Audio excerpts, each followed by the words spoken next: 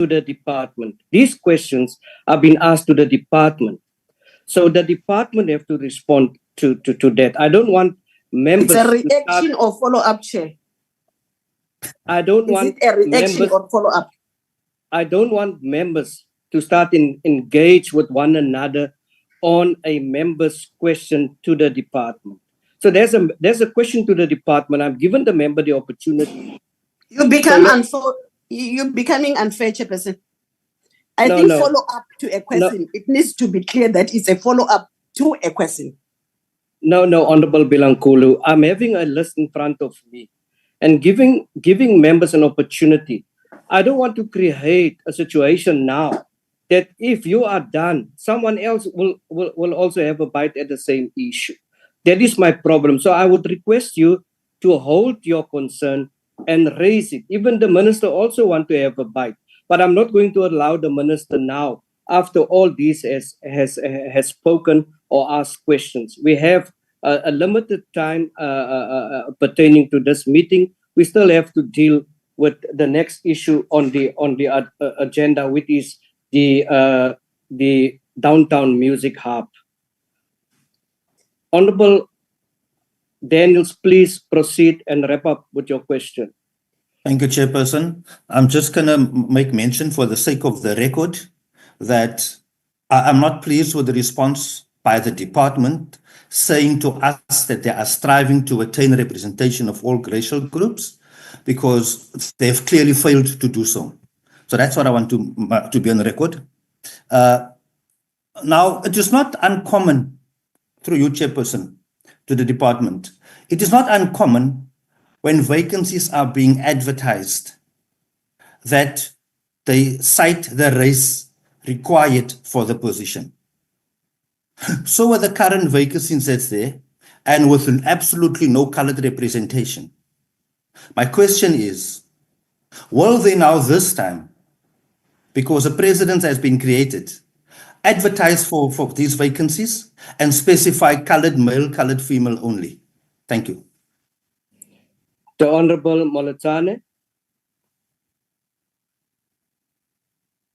Chairperson, thank you very much again for giving me this opportunity. No, Chairperson, that's my question to the department. That's why I wrapped up with my last question, Chairperson. Sorry, Honorable Molatane. Honorable Molatane, my apologies. The department, my apologies, Honorable Daniels. Thank you. Thank you, Chair. Mr. Poffer, please respond. Thank you, Chair. I think perhaps I should take this one through you, Chair. Yes, you may. Please proceed. Thank you, Chair. I think as the Chair of the Council, and I think the Council members here take Honourable Daniel's point on board. We are in the process, as I said, of filling the permanent positions, and the HR committee will ensure that within the scope of the law, all job adverts are compliant with the EAP requirements. That is something that we as a council can assure the honourable member. Thank you, Honourable Molatane. Your last bite. Thank you very much, Chairperson. Chairperson, I think I've asked the question to National Arts Council regarding the declining of infrastructure grant and how this will impact organization capacity and that reduction. And I've been clear that to support arts infra, the reduction of 3.5 million to 1.1 million represent a significant decrease that could affect long-term development. What are they going to do with that? Secondly, Chair, the other thing, Chairperson, I was not going to go into that details, but unfortunately, I will have to go to that details. Honorable Malone, the issue of the colors that are not being employed and so forth. I don't know where did you get that colored are not employed and so forth. But are we going to just go home, get someone if that person didn't apply? if you were saying that they are applying but they are being overlooked, it was going to be something. But now, next time you need to check whether they applied and they are being overlooked, not to say that they need to be hired for them being colored. That one, it's not going it's against the law. You cannot say we are hiring you just because you are a colored. They must apply like any other person, have all the qualification that they need to have, comply with all the requirements that the department want. If that person qualifies and he meet all the requirements and then he does not get employed, that's when we can be able to start raising the issue of the colored. Chairperson, the other issue, I think I want to follow on the footstep of Honorable Mthethwa directly to Minister. After Minister has responded regarding the chairperson of NAC board. Minister, I just want to ask. I've seen majority of the new people that are being appointed as in the board. They are, in fact, it's one person serving in different boards. What is so, in fact, those people who have been appointed, one person, for an example, it's Matsulo Molozane, he has been appointed in this board, she's the chairperson. In the 3 to 4 boards, she is the member in those boards. Didn't we have a pool of people who could have been appointed instead of one person being appointed in many boards? Saying that, I know there's a one member who's the chairperson in one board, and she serves in almost 7 to 8 boards, a minister. And they were appointed in this period after you've just sworn in as a minister of DSEC. So I want to know, how come did one person being appointed in so many boards, not having different people to be appointed in those so many boards?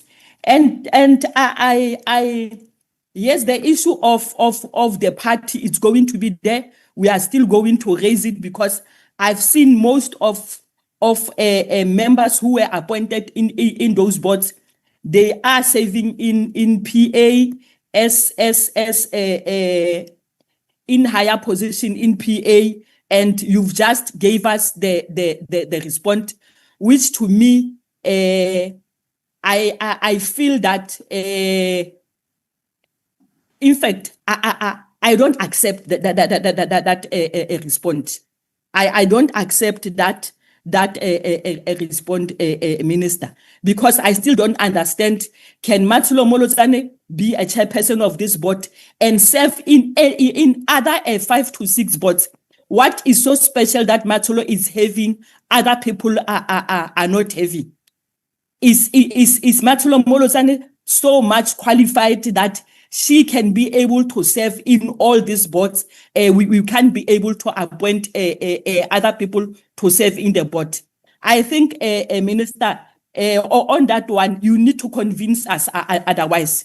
You need to convince us otherwise, because the response that you just gave regarding the chairperson of NAC, to me, I felt like you were just answering, but you didn't want to give us the true reflection of what is happening. Chair, please wrap up, Honorable Molozane. Yes, Yes, Chairperson, I'm doing that. Chair. I just want to go to the issue of I think, Chairperson, the other thing, there is also an issue on the advisory panel of NAC that was pulled out for a call. They will need to provide this portfolio committee with the names of people who will serve on the panels after they've appointed that panel. Because I think it's starting to be a trend where Matsulo Molozane will be in everything that is still in DSEC. I don't know whether we are starting to turn a DSEC into a milking cow or what, Chairperson, if I may put it so. But it can be. It can be, Chairperson. Really, it can be. It cannot be that Matsholo Molotsan will be in everything that is doing with a DSEC. Thank you, Chairperson. Honorable Molotani, I want to say thank you for that input. And this is the right attitude of robust debate. And I want to test what you were saying, because it is frustrating and very agitating if issues come up every time, and these issues come up because of a department that does not comply. I want to test what you have said. Can the department tell us whether they have less than 50 staff members? Is it less or more than 50 staff members? Anyone? Honorable Chair, okay. I was asking whether it's Department of Sports and Culture. It's got more than 500, but I'm not sure whether you're talking NAC. NAC, my apologies. NAC is less than 50, sir. Okay, less than 50. You see, for us and what honorable members raised here, NAC is a public entity, and they have to, when it comes to the law, they must implement the law. And then these questions would not be raised here every time of what Honorable Daniels has raised and the issues mentioned by Honorable Molachani. And also, you know, it is important that you have clear targets per level. And maybe we should request the department to give us that clear targets per level in line with what Honorable Molachani is emphasized, in line with the Employment Equity Act. And I want to emphasize that the targets per level must be in line with the Employment Equity Act. Can someone respond? Someone respond to the issue of this concern of Honorable Molachani on the structure. But there were references were actually made to downtown music structure, and I think it was a general question pertaining to the declining of infrastructure that falls under the department, and also in this particular case for NAC. Can we get a response for Honorable Molachani on that? After that response, I'm going to invite the Honorable Khabo for his opportunity. Declining of infrastructure, and what are we doing about it? Honorable Please Chair, proceed. may I respond? Yes, you may. Okay, in terms of the declining infrastructure grant to the National Arts Council, we have, short-term priorities and long-term priorities. And one of the short-term priorities is obviously to do our health and safety assessment, just to do electrical repair work on the building. And medium term, if I can mention it, that now is to have an increase in our security infrastructure at the National Arts Council. Our long term are looking at, digitization of our records, migration to the cloud environment. And unfortunately, the decline actually means that some of our long term plans like digitization, constant migration to the cloud in terms of IT are going to be just put aside for now. We will just concentrate on just repairs and maintenance to put the building, as the NAC, to put the building just to be okay in terms of its infrastructure and to be functional. Well, of course, we have not as yet received a formal response from the department, but my understanding is that the downtown music hub allocation, it's not going to be granted. There is some kind of communication that we've received, but I think it was just an extract of a report internally within the department that downtown will not be allocated anything in this regard. But I suppose the issue of downtowns, it's something that is a challenge currently, because it's been shut down as an institution. So we wouldn't be having any leeway to do any repairs to downtown at this stage. Thanks. Okay, we'll get later to downtown. Is there anyone else that wants to add? Sorry, Chair, it's Eugene Boita, the chair of the NAC. So just to also emphasize what Mr. Pofa said, the National Arts Council factually owns the building, the brick and mortar, but we have no direct role in the Downtown Music Hub venture or the non-profit company. And it has been reported to us at council level that the brick and mortar is deteriorating, and that is a concern of the council that we need to do maintenance on that. But there doesn't seem to be budget directed to that, and it is an ongoing conversation with the department. Thank you so much. I'm now going to give an opportunity to Honorable Khabo. Please proceed. Following Honorable Nkosi. Thank you very much, Chairperson. Thank you for the opportunity. Let me also pass my greetings to all members present here, including DSEC delegation and the Minister. And I appreciate the fact that the Minister ultimately adhered to our call as the Portfolio Committee and appear before the committee so that we are able to raise issues and questions in relation to some of his decisions and public pronouncements that continues to have a financial implication on the standing of the department. And Chair, I would plead with you, mine would be a direct, I would prefer a one-on-one interaction, and I'd be clear as to who must equally respond to my questions, if you'd allow me, Honorable Chair. I would suggest ask the question, Honorable Khabo, and the person responsible or will then be responding to that, or I will indicate, or they can just automatically respond to you. You may proceed. No, thank you very much, Chairperson. Maybe one must start indicating, probably reaffirming our accountability ecosystem that is in place as government. We are charged with this responsibility of holding the department, including the Minister, accountable on some of the decisions that has been taken.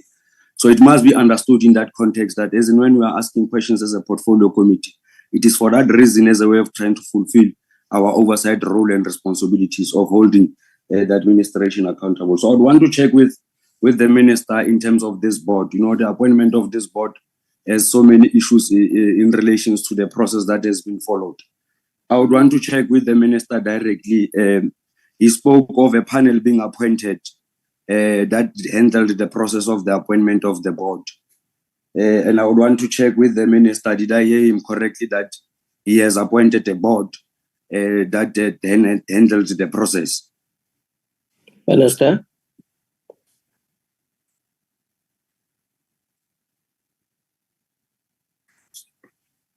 The Minister? May I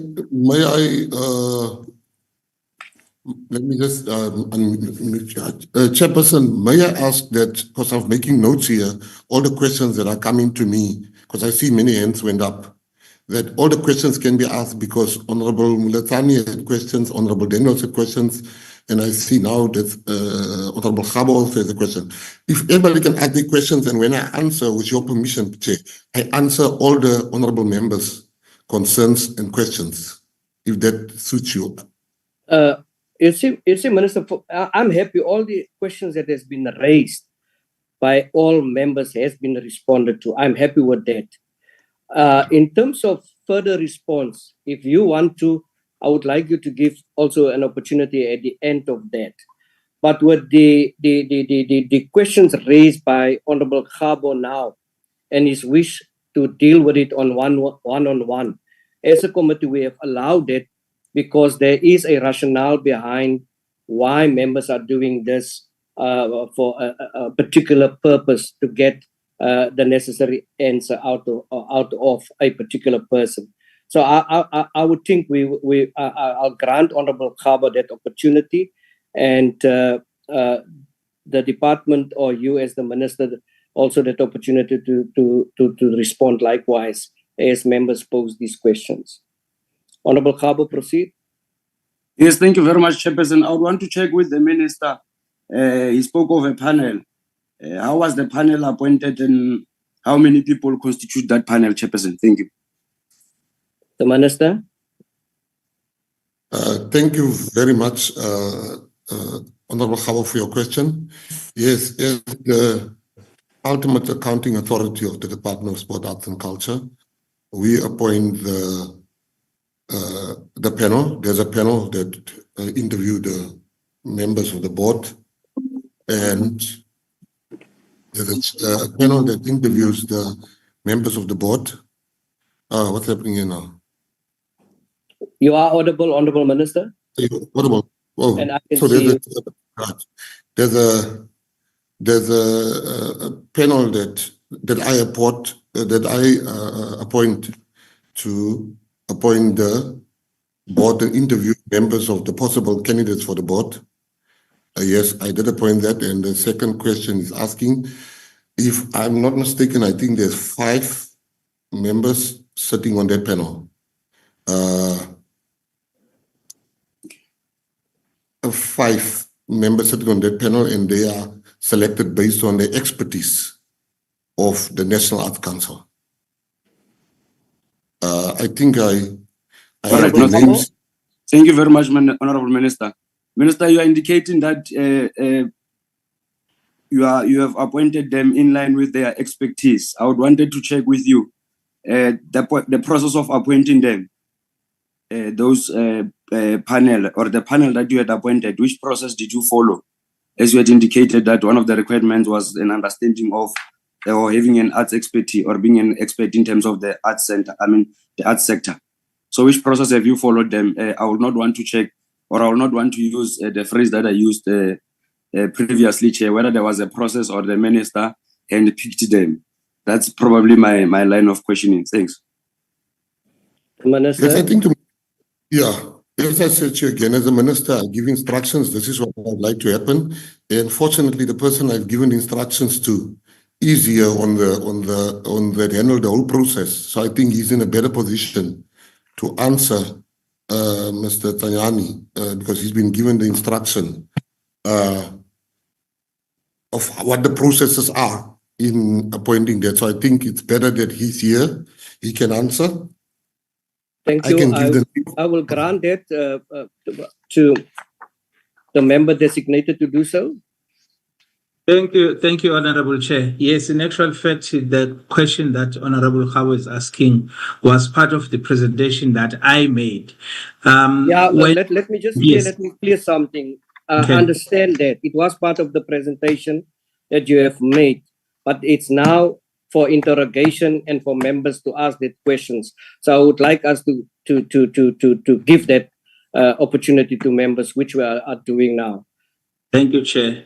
Thank you, Chair. Understood. And then what, in terms of the process, the first thing is that, when the minister, because it was the first time for the minister to appoint this board as a new minister, we put the act, the provisions of the act before the minister in terms of how the process would then be run. And then in terms of the panel that is appointed by the minister, we then go out and source names of the people that could be considered to be panel members to interview the people and present those to minister for approval. So there are administrative processes that precede that appointment, which are done formally through a submission, internal submission that goes to the minister to say, here are the members or people that have been identified to form part of the panel. And when the minister agrees with that, those people are then appointed as that. So those are not part of, because they are not serving as board members, so would not necessarily advertise, but we will check for people that would have knowledge in the sector, that would also have governance expertise and other expertise that a panel would need. So it would not be a one thing, a one part of that you only take artists, but you want. Thank you so much. I think that's enough, Honorable Khabo. Chairperson, thank you very much. I want to check with the official. is he saying to us as a portfolio committee that a panel that was appointed to interview board members of the National Arts Council, they were not subjected to any transparent process. Rather, they were handpicked or identified by whoever that identified them without any process? In my simple understanding, is this confirming to us that these people were not subjected to no process that is transparent in terms of sourcing these people? That's why my question was, how did you source these people? Did you handpick them? Did you go to the arts sector or the creative sector, say that, can you propose names? Or did the minister bring the list of names that he approved? Can you give us that clarity? How did you source these names? Because these names had the powers to facilitate an interview that will then give birth to a board that is before us. So that's why I'm not interested on interacting with the board. I firstly want to engage on the process that we had followed in appointing this board so that we can deal with the issues of credibility and clear the process altogether. How did we source these names? Were they handpicked? Were they proposed by a stakeholder? Did the minister bring a list or did the department bring a list? Can we get clarity? Mr. Matsanyana? I can give you clarity on that thing, if I may. It was done in line with the Act. You read the Act, and we have done it in line with the Act. If you read the Act, you will know that we've done it in line with the Act. I didn't bring a list of names to people as you are implying. If you go and read the Act and come back to us and say to us that you've not followed the Act here, because I'm saying to you as a minister publicly, we have done the appointments in line with the Act. And if you've not read it, we're going to go up and down here. Thank you, Honorable Minister, Honorable Khabo. No, thank you very much. The issue of reading the Act, it's a non-starter. It's something that we cannot debate now, but over and above, we'll then assess as to who read the Act and who has not read the Act. I want to check with the minister. The panel that he has appointed, although he is unable to take the committee into confidence as to how did he get these names, were they subjected to any vetting through the state security? This panel that the minister had appointed. Once again, the Act doesn't require them to be vetted by state security. That's why I said we should read the Act and ask questions regarding that, because the Act doesn't require them to be vetted by state security. Thank you, Minister. Honorable Khabo. Thank you very much, Honorable Chair. The minister obviously cannot be technical in this aspect because the Act is very clear that the process must be transparent. And what we are trying to verify here as a portfolio committee is to check as to whether the process was conducted in a transparent manner, especially when there are allegations in the public domain that some of these people who are then appointed, apart from political affiliations, are business partners to the minister. So that's what we're trying to demystify and to get clarity as to the process that gave birth to the appointment of this board. How was it handled? But I get it to you that the minister is unable to respond to my question as to whether these people were subjected to any vetting or not. Because it cannot be that, Honorable Chair, you appoint people not in any transparent process, meaning that you handpick these people. After you have handpicked these people, you then subject them, you do not subject them to any vetting. How do you then verify as to whether these people have the relevant expertise in line with the creative sector, whether these people will be able to handle the process in a credible way? Honorable Chair. Honorable Minister, before you come in, can we meet Bertha? Honorable Minister, before you're going to respond, Honorable Khabo, the question has been raised to the minister. The minister indicated, according to the Act, it's not for the minister to read or to clarify, and likewise from your side. If we also had a presentation that said there were no objections. If the minister said he has done this according to the Act, I am satisfied, but to an extent that once there's allegations, this must be tested. The minister has responded according to the Act, and can you proceed with the next question? I'll proceed with my next question, Chair. I would like to check with the minister in terms of his personal and business relationship that he has confirmed in the national platform that he has with the chair of the National Arts Council. Has it in any how influenced or contributed to Mr. Eugene being appointed as the chair of the National Arts Council? The Minister. Firstly, is Honorable Gabo supposed to know that as a minister, I have to declare my business interest in line with the declaration required, the act stipulating we have to declare. I have resigned from all family businesses prior to my appointment to becoming a minister.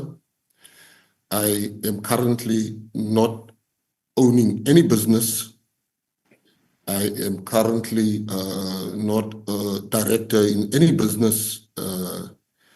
So as far as the influence of the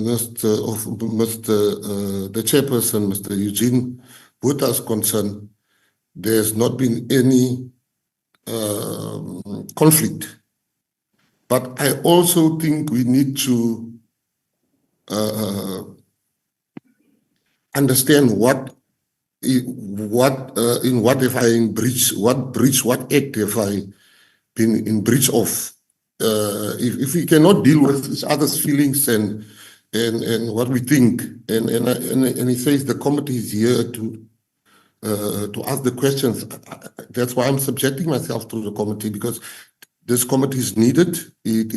I am answerable to this committee.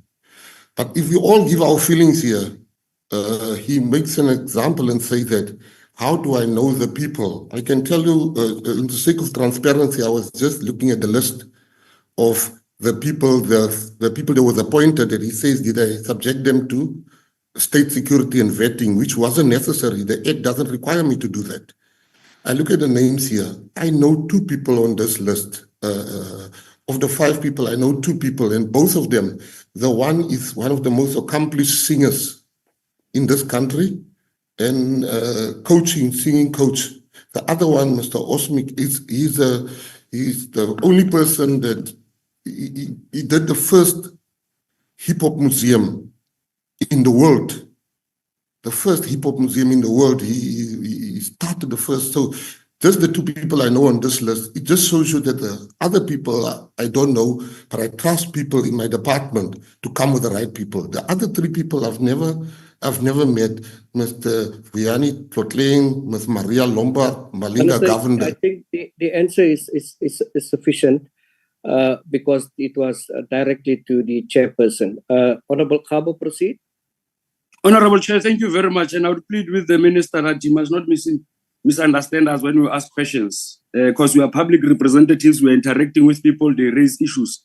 So us raising questions, Honorable Minister, has nothing to do with feelings. We are not in All You Need Is Love here. We are not here to massage each other's feelings, but rather speak to issues that affect our people.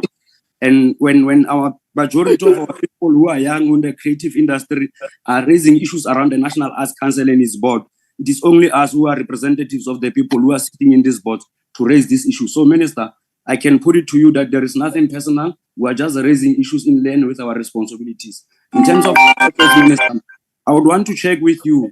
The composition of the National Arts Council also speaks to the issues of provinces contributing or having representatives there.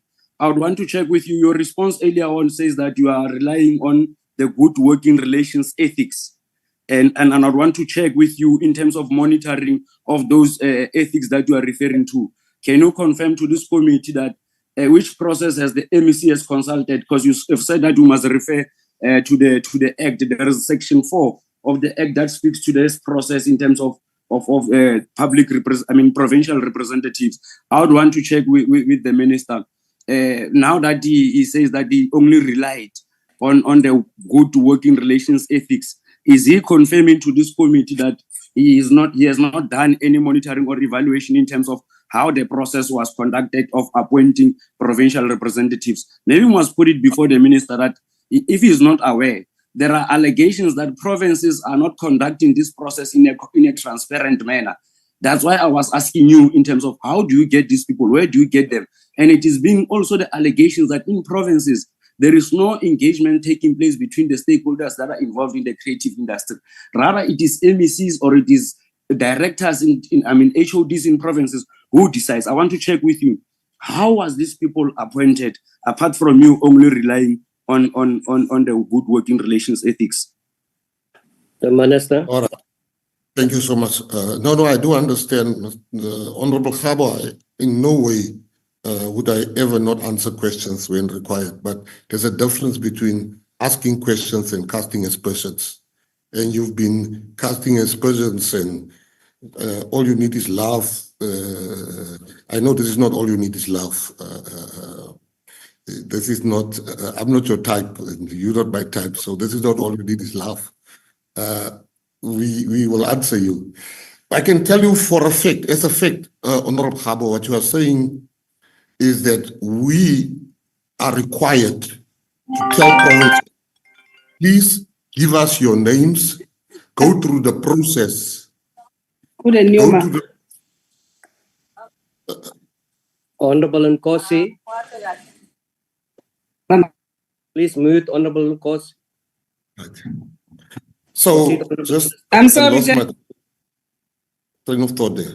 I'm saying that as the minister, I am required to tell the provinces, please go through your process. Go through the processes as mandated by the Act and bring us a representative of the province. What has then subsequently happened after that? I had to fight with the MECs for the time frames because half of the MECs in South Africa, I think 5 of them were late and 4 or 3 of them only submitted on the due date. I went back twice writing to them saying, we are in breach of your duties. You are in breach of your duties on that aspect. Can you please give me the names? I picked up the phone. I called the provinces one by one after I've sent them letters. So now they've sent us the names. The next step is, I've had no complaints. If there's a complaint in writing to me that the member in Free State, and I'm just using Free State, not casting any aspersions, the member in Free State or Northwest has not been, the processes has not been followed, I will then investigate. But in the absence of any complaints, I've not had any reason to. I have to believe what I've received. Thank you, Honorable Khabo. Thank you, Honorable Minister. Honorable Khabo. No, thank you very much. I want to jump, maybe probably to give the minister an opportunity to drink a bit of water. I'll come back to him now. Maybe I must just go to the CFO. Honorable Khabo, I'm chairing here. Don't give instructions to the minister. My apology, I withdraw, and I think the minister takes it very lightly and properly. My apology, Chair, for doing that. Proceed, Honorable Member. I want to check. Let me go to the finances. We are a main contributor to the departmental's irregular expenditure as National Arts Council, and I would want to check with the CFO. How long has he been the CFO of the National Arts Council, Chair? CFO. Good morning. Am I audible? Yes, you are. Please respond. Thank you. I would really like to pay my respects and say good morning to the Honorable Minister, to you, Honorable Chairperson. It's fine. We're happy. Just say the amount of years. Observed. Yes. I have been the interim CFO for the last 22 months, starting from February 2023. Thank you, Chairperson. Thank you so much. Chairperson, thank you very much. Honorable Khabo, I had a little bit of a shock now. I thought it's going to be the last 22 years, but you have the answer is 22 months? Yes, I got the answer, Chair. The report of the Auditor General indicates in the 2 previous financial years that there has been an overspending by the National Arts Council, especially in line with their allocation. Why? I would want to check with the CFO. Why did the National Arts Council overspend outside the approved budget? CFO. Thank you for your question, Honorable Member. So for 2024, I'd like to start with 2024. In terms of irregular expenditure, we received more expenditure, or not we received, should I say, we reflected more expenditure than the income received. And that's just in terms of the documentation. In reality, there was more income received than expenditure. But the reason why it was classified as irregular expenditure is that the documentation was not in place. In terms of irregular expenditure and in terms of the framework, we needed a budget adjustment to be signed off by the minister, which was not completed. So there was not actual irregular expenditure in terms of budget versus actual. And that was that for the last financial years as well. I hope that's clear. Thank you, Chair. Thank you so much. Honorable Kabo, please wrap up with your questions. Yeah, I've got a few questions just left, Chairperson. I think the CFO forgot to speak about the overspending. Why did they overspend outside the budget approved? CFO, overspending. So maybe I should, just to place into perspective, in terms of the documentation, what we have done is that we had increased. I just want to move my phone away. In terms of the documentation, there was no actual overspending. There was just in terms of documentation of approvals from the executive authority that was not done. And therefore, it was classified as irregular expenditure. As by the, income. By the AG. Yes. Thank you. Honorable Kabo, proceed. I'm not sure whether the CFO is saying that the AG incorrectly defined the overspending in line with the irregular expenditure, and how do you deal with it? I'm not sure if that's what the CFO is confirmed, but let me take that one, Honorable Chair. Let me close my questions in the last one or two, but then they are directed to the minister, and I believe that must put it on record in this portfolio committee that an appointment process of the National Arts Council panel by the minister, this matter will even take it up in Parliament, or exploit all processes that we can exploit in relation to this. Because what we have received from the minister in relation to the process and transparency, which is a key factor in terms of conducting the process of government, we are not getting the minister being clear then. The minister, in closing, Chair, I would want to check with the minister. The minister has confirmed that he's not doing business. He does not have any business with the chair. But also, he confirmed that the chair of the National Arts Council is doing business with his family. I think I would want to check. Two things that are left that I want to check with the minister. I think at some point, the minister, is the chair of the National Council has he ever been your personal or your advisor at some point? But number two, the chair of the council, including some of the members who have been reappointed in the National Arts Council, I would want to check firstly on those that have been reappointed on the National Arts Council, as those who have served before. What measures or which mechanism have we used to verify their relevance into the sector? Because I would want to get clarity on one or two. There are allegations of the previous National Arts Council being unable, board in particular, being unable to hold the administration accountable, especially in relations to the disbursement of the presidential stimulation packages. There's also been allegations that some of the board members have been directly benefiting from the grants that are meant for the poor and the destitute artists in the rural areas. Now, I would want to check with the minister. How did they come to the conclusion as to these two are the relevant one, especially when there are allegations that one of the members who has been reappointed as a dual citizenship, and Minister, I know you very clear in terms of Abahambe, even though there are some political parties alleging that this thing of Abahambe was just a elections campaign. But there are allegations that there are other members that you have reappointed into the council who've got dual citizenship. I want to check with the minister, how did he come to that conclusion and overlooking South Africans? Which special skill or of qualification does this member possess, especially when there are allegations that there is a ring-fenced funding that has been them funding the 30 million orchestra on an annual basis without any transparent process being conducted? I think it's Mr. Temper. There are allegations that he's involved in one of those orchestras where they are receiving 30 million on an annual basis from NAC. And these are some of the things that were raised in the previous board. You remember that there was a court case before the board. before, in relation to the board that was appointed previously, there was a court case. That's why I wanted also to check as to how much have we spent on defending the previous board, and is there any legal case before us in relation to this board? But in closing, this relationship that the minister is having with the board chair of NAC, I don't have a problem. Anybody can choose his friends. I'm just worried in terms of the level of conflict of interest, especially when Mr. Bota is serving in more than 3 boards, in my little understanding of how I've been perusing. So I would like to check with the minister on those 3 things: the issue of dual membership, dual citizenship, the issue of personal relations, the issues of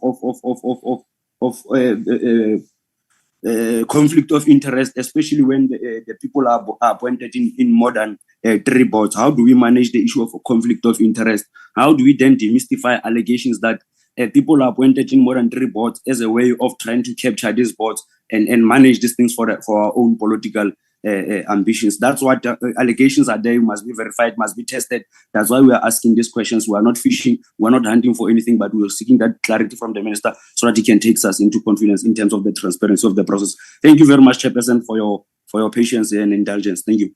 Thank you so much, Honorable Khabo, the Minister. Thank you so much, Chairperson. Let me start with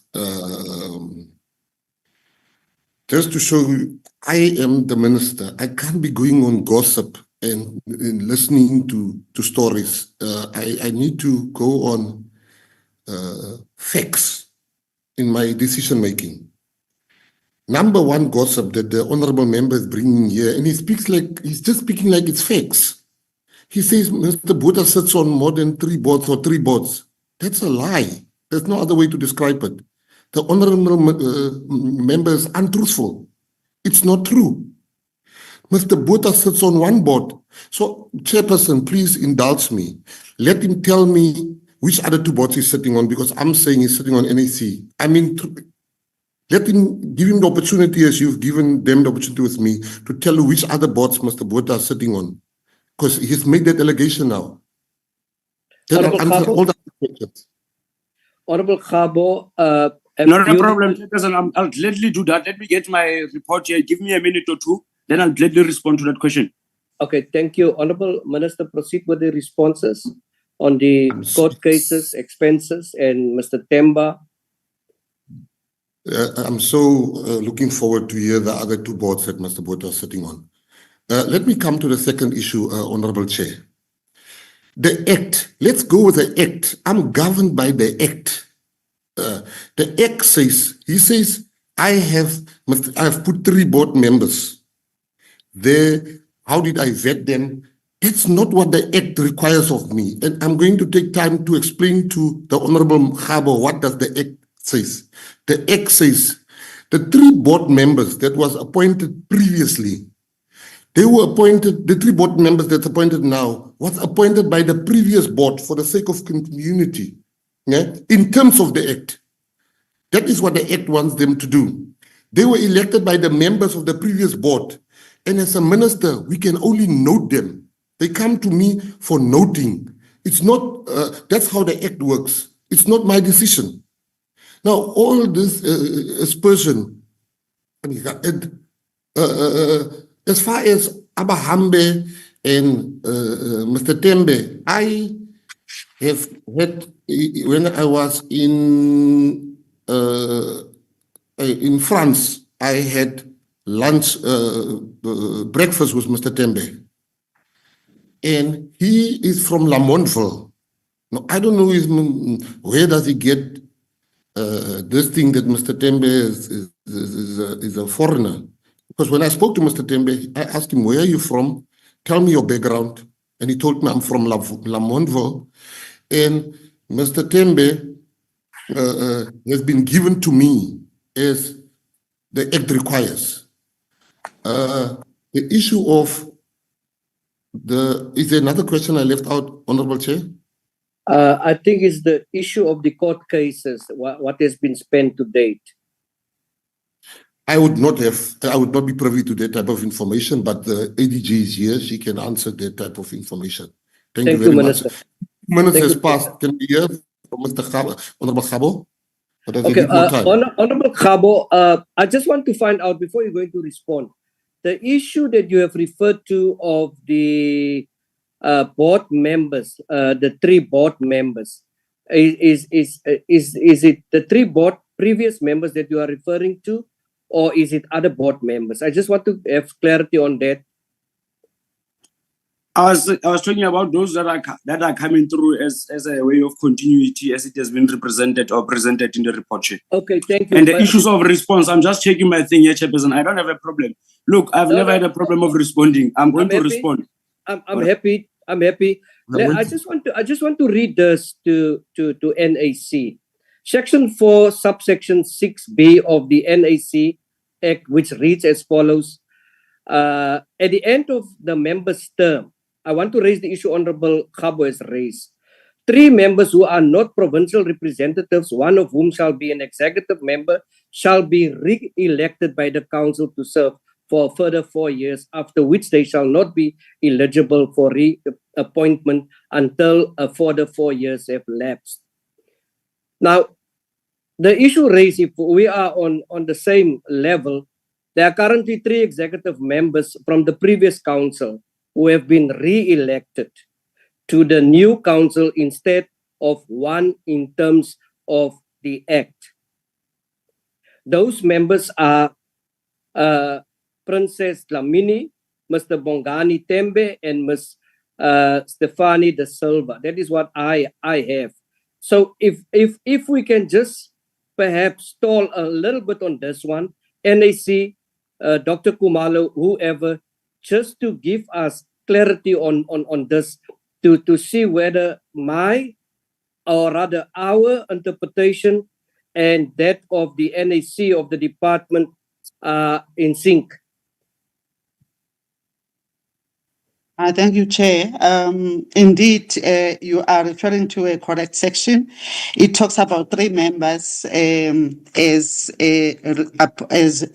nominated by that current board, and a recommendation then made to minister. One of those who should be coming from the executive committee of that particular board. So the understanding that I have, but again, Mr. Tsanyan, I'm going to refer to you, is that indeed the previous board submitted those 3 names as depicted in the Act, Chairperson. And yeah, Mr. Tsanyan, you just want to expand maybe, but I think I'm interpreting what was submitted correctly. Yeah, please do. Yes, Chair. Thank you. It is correct, Chair. It's 3 members, not 1. It just says one of those 3 members must have been serving in the ExCo of Council. Thank you. Thanks for clarity, Minister. While we wait for Honorable Khabo, I'm going to give an opportunity to Honorable Nkosi. Honorable Nkosi, please proceed. No, thank you very much, Honorable Chairperson. Greetings once more to you and the Minister and the Deputy Minister and all members present in the meeting.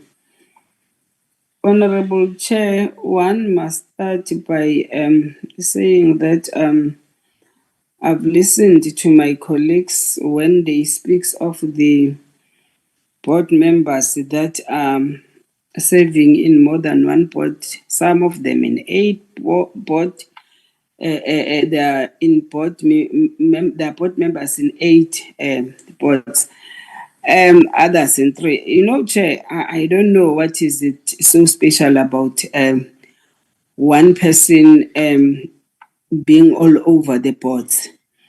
But maybe one day we'll get a clear clarity, because I didn't get any clarity when Mletsane was asking that. Chair, my questions, I think I've got 2 questions. One, just want to check what specific governance reforms are required to address ownership ambiguities and ensure proper oversight of public funds. The current arrangement between NAC ownership and DSEC control creates accountability gaps that have enabled financial irregularities and undermined public confidence. Clear delineations of roles, responsibilities, and reporting requirements is essential for institutional credibility. My other question, what what specific corrective measures has the NAC implemented to address the recurring audit findings related to irregular expenditure and strategic plan approval? The repetition of similar findings across multiple audit cycles indicates that previous management responses have been inadequate, requiring more robust remedial action and oversight. I will then propose or recommend that the absence of these provincial representatives under the NAC constitutional obligations, the absence of these provincial representatives undermines the NAC's constitutional obligations to ensure equitable provincial participation in national arts governance. Section 4(2) of the NAC Act explicitly states that every province shall be represented by a representative who shall within the province in question be elected by a public and transparent process which shall be determined and overseen by the responsibility member. The current composition of not only fails to meet this requirement, but also raises questions about the legitimacy of decision made by an incomplete council. Chair, one other thing that I just want to get a clarity on or raise a concern on is the issue of the follow-up questions that we are making when we are making point of orders. I think, Chair, my request is that if maybe we have made a point of order, allow us to make a follow-up so that we deal with that matter and close this once and for all, rather than to say you will respond when you or raise what you want to raise when is your turn. So that's what I'm asking, because my understanding is that a point of order needs to be addressed there and there. Even the follow-up questions needs to be addressed there and there and close that matter. Thank you very much, Chair. Thank you, Honorable Nkosi. I want the professional staff to take note of the recommendations that Honorable Nkosi has made. Second to that is point of orders. I am happy to deal with point of orders, but I will stay with my ruling in terms of reaction on members that I have allowed to ask direct questions. I'm going to give an opportunity to NAC to respond, and then following Honorable Khabo have made serious allegations there against the minister. We would like your response there and what you have to say. Mr. Botha, please proceed. Thank you, Chair. Through you, Chair. So there's two questions. One is what steps are being taken, specifically for the NAC, may I just clarify? What steps are being taken to address the audit findings? And then the second part of that is the strategic plan approval. So I'm going to ask the CFO, the interim CFO, Reshma Bula, Ms. Bula, to answer the questions on the measures being taken to address the audit findings. With regards to the strategic plan approval, we did dive into this in the last council meeting, and it was an issue where the strategic plan, the 5-year strategic plan, was submitted to the minister in, I think it was 2020, and it was never signed off by the minister at that time. So what we've proposed is that the NAC submit a request to the current minister to perhaps review and ratify that plan, strat plan, if possible, because it's creating an audit finding on a situation that's beyond the control of the council itself. But we will engage with the department in that regard on that process, just to make sure that that audit finding is handled. So I'd like to just hand over now to Ms. Bula to address the other aspect of that two-part question. Thank you. Thank you. Proceed. Thank you, Chairperson. In terms of the corrective measures of the audit findings, some of the areas that we have looked at is really to have external reviews done on our annual financial statements, as well as our annual performance report. So we've also had an interim annual financial statements completed for the 9 months that was reviewed to address the housekeeping issues. Secondly, we had a budget adjustment signed off by the executive authority in terms of documentation of the irregular expenditure. Thirdly, we have capacitated the supply chain management office as well as in terms of management, just to have that segregation of duties.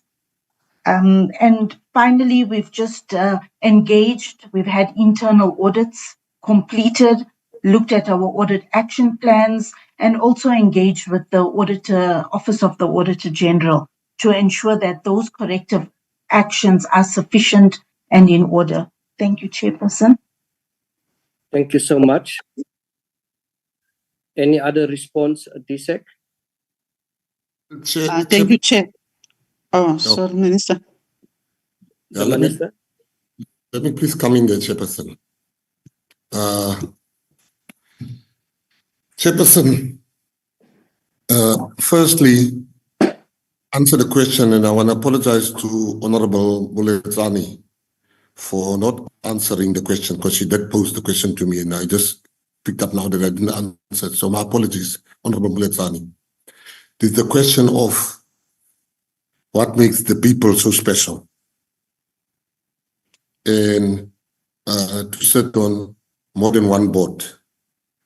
I want to say three quick things. Number one, there is no act that states a person cannot sit on more than one board. Number two, and if there's one, let the committee please show us the act. Number two, it is not the first time that there is members that sit on more boards. It has happened previously. Number three, Honorable Chair, it's actually embarrassing for me sitting here hearing honorable members telling lies. I would once again, as I'm still waiting for the 2 minutes of Honorable Gabo to disapprove that he's lying, Honorable Nkosi says there's 8 people sit on 8 boards. That's another lie. If Honorable Nkosi can tell us the name of the person so that I can be exposed as a person that has put 8 different people. Like if you can get the name of the person so I can investigate what has happened there. But to say it as a matter of fact, I think that's embarrassing and the high standards you are trying to hold here. That we shouldn't come here and just throw words around. Honorable Chair, thank you. Yeah, thank you, Honorable Minister. Out of respect, I've given you an opportunity to respond, but you have ambushed me now. I'm going to give the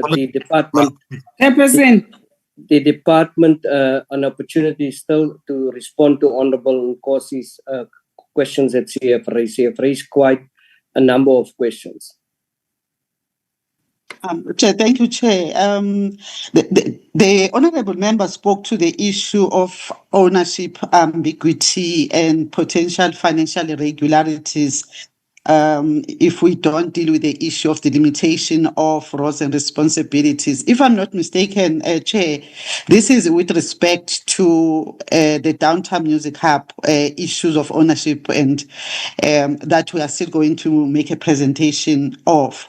But if I misunderstood the question, I would need to be advised then so that we can then be able to respond to the question.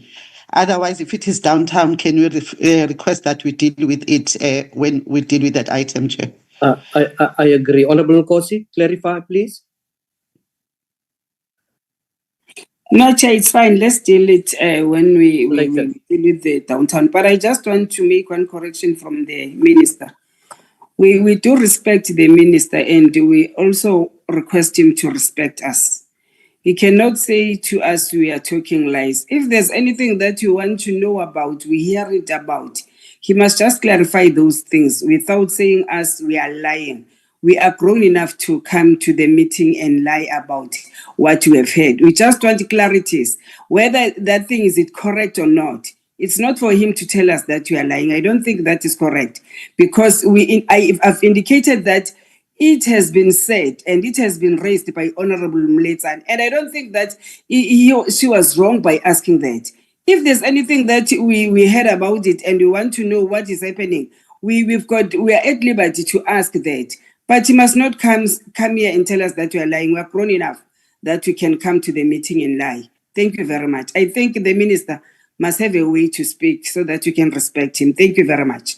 Yeah, thank you, Honorable Nkosi. In terms of the response of the minister, he said that that is a lie.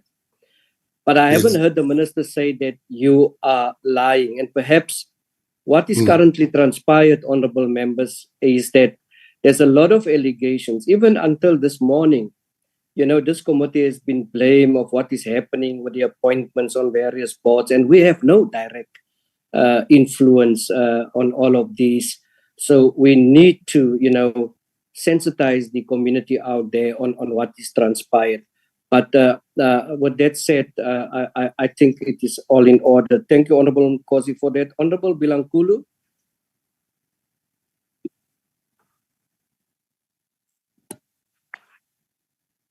Honorable Bilankulu. You are jumping me, Chair. Why? You are jumping me always. I'm having you here. I'm raising. I'm calling members in terms how they have mentioned and raised their hands. It's Honorable Bilankulu, then it's Honorable Kobani, then it's Honorable Liam, and then I'm going to close it so that we can deal with downtime. Please proceed, Honorable Bilankulu. Thank you very much, Chair. And good morning, everyone. Good morning, Minister, and everybody else in this platform. Chair, I'll also like to start by the follow-up that I was raising previously. And I'm happy also Honorable Nkosi did mention that. I think a follow-up needs to be raised immediately because it's a follow-up to a certain question. It doesn't make sense if one comes up to say this is a follow-up. Meanwhile, the question has been asked previously.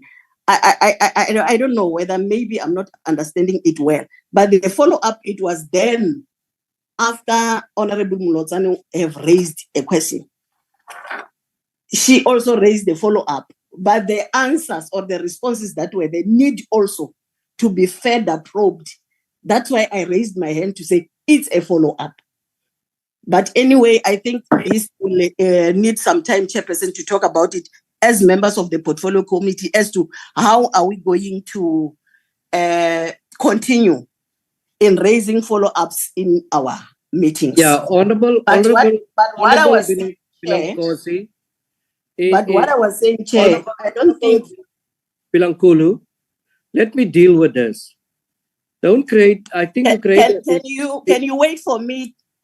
No, I'll give you an opportunity now. I just want to clear the issue. We are going to have a session where we're going to have training, and then members can then make their decision. But in the absence of you in some of the meetings, which we understand the reasons of, these decisions has been taken. If we are going to allow members to do a follow-up, I can tell you we are not going to get done with a meeting of this nature. And I have indicated and give you an opportunity now.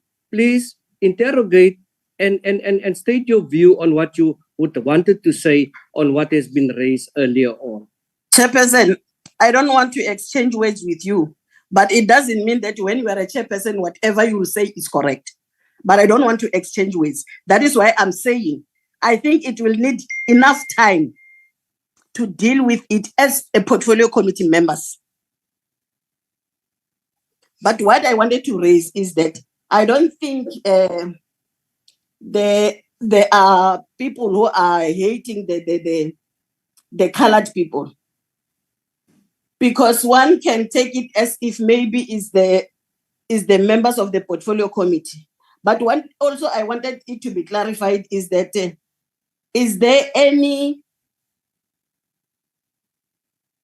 there no person from the colored area who was part of the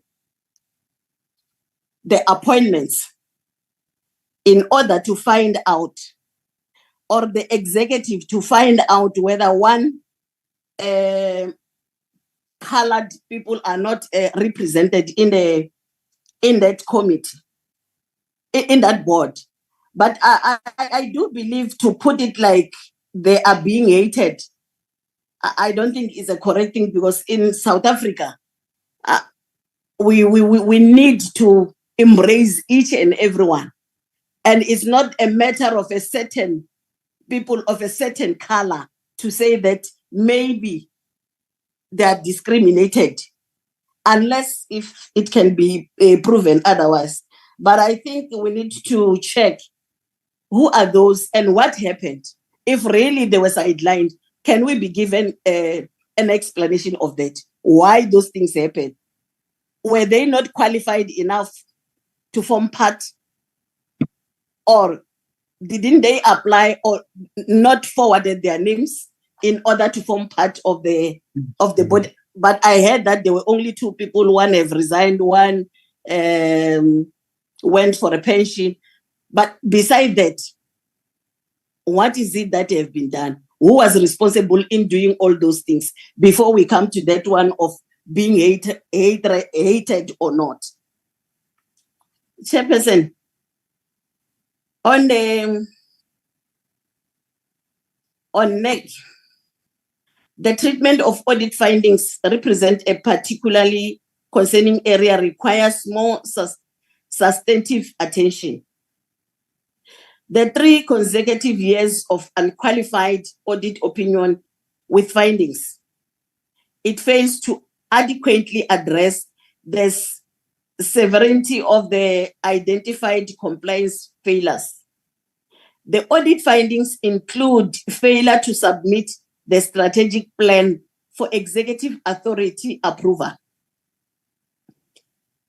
the material misstatements in performance reporting, and the inadequate prevention of irregular expenditure as required by the Public Finance Management Act. And why it happened like that? Because it didn't happen once, but for 3 consecutive terms. These are not a minor administrative oversight, but a fundamental governance failures that require urgent corrective actions. Under financial management and compliance concerns, there are concerns, Chairperson. The next financial management practices present a troubling pattern of compliance failures that requires immediate attention. The consistent unqualified audit opinions with findings over 3 years indicate systematic rather than isolated problems. Meaning their finances, there's a problem here when it comes to these finances. The specific findings related to irregular expenditure, prevention, and disciplinary actions suggest inadequate internal controls and accountability mechanism that could expose the organization to further compliance risk and potential fraud.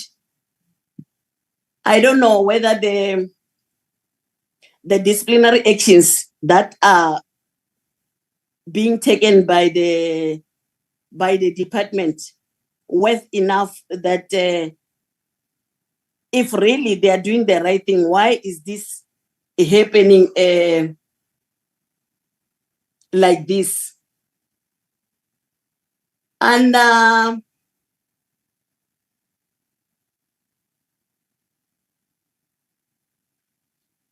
also, Chair, why do 7 of 8 executive management positions remain in interim status? And what specific timelines exist for permanent appointments? This level of temporal leadership suggests either recruitment challenges or internal dispute or strategic uncertainty that could significantly impact on organizational effectiveness and stakeholders' confidence. I don't know whether also this one will be taken as the hearsays that people are acting in NAC. And why is that happening? We heard that when somebody is acting on this office, after 4 or 5 months, that person will be removed to act somewhere else. And when the person is being removed to act somewhere else, it means some other wrongdoings is being done, so that when that person comes back, it's no longer him, it's somebody else who did that. I don't know, but it needs to be clarified. Chair, with all what is happening at NAC, I think there are recommendations that one needs to state to be recommended by the committee. The NAC should immediately prioritize stabilization, its executive leadership structure by implementing permanent appointment for all interim positions within 6 months. This will require comprehensive succession planning, competitive recruitment process, and clear performance management frameworks to ensure accountability and effectiveness. The organization should also develop and implement a robust compliance management system to address the recruit audit findings, including regular internal audits, staff training, and regulatory requirements, and clear disciplinary procedures for non-compliance. Also, Chair, I recommend that the organization should establish clear performance management framework for all interventions and partnerships, including baseline data, progress indicators, and impact assessment methodologies. This will enable more meaningful reporting to stakeholders and evidence-based decision-making about resource allocation and strategic priorities. I also recommend that the absence of this provincial representative undermines the NAC constitutional obligation to ensure equitable provincial participation in national arts governance section of the National Arts explicit states that every province shall be represented by a representative who shall, within the province in question, be elected by a public and transparent process which shall be determined and overseen by a responsible member. The current composition not only fails to meet this requirement, but also raises questions about the legitimacy of decision made by an incomplete council. Lastly, Chair,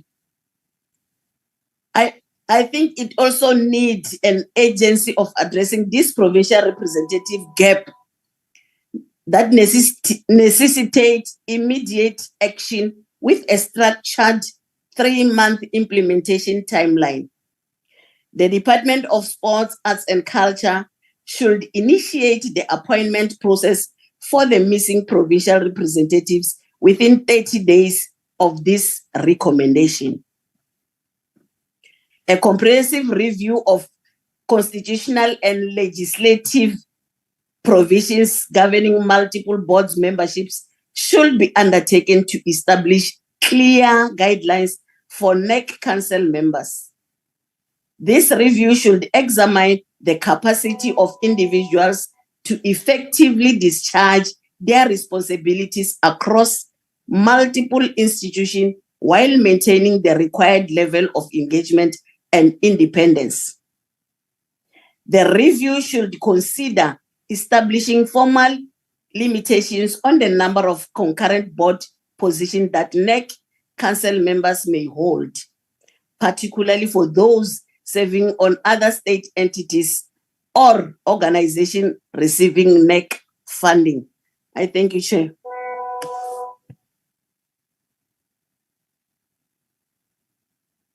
Thank you so much, Honorable Bilankulu. The Department of Sports, Arts and Culture, NAC, a number of some of the issues raised has been responded to already. But I also would like to say that in terms of Honorable Bilankulu and Honorable Nkosi, in this particular case, Honorable Bilankulu has made quite numerous recommendations. that we please take note of that for recording purposes and also for the committee purposes. The department, NAC, please respond to some of the issues not been responded to yet.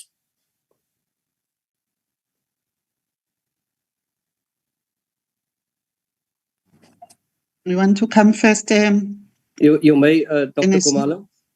Okay, I think from our side, Chair, I want to just echo what you are saying, because the recommendations that Honourable Member is making for us come across as very sound recommendations, and I think they are aimed towards looking at how we can enhance our oversight responsibility. I think otherwise there were specific things that, like financial management failures, that I think NAC must respond to, maybe CFO or CEO.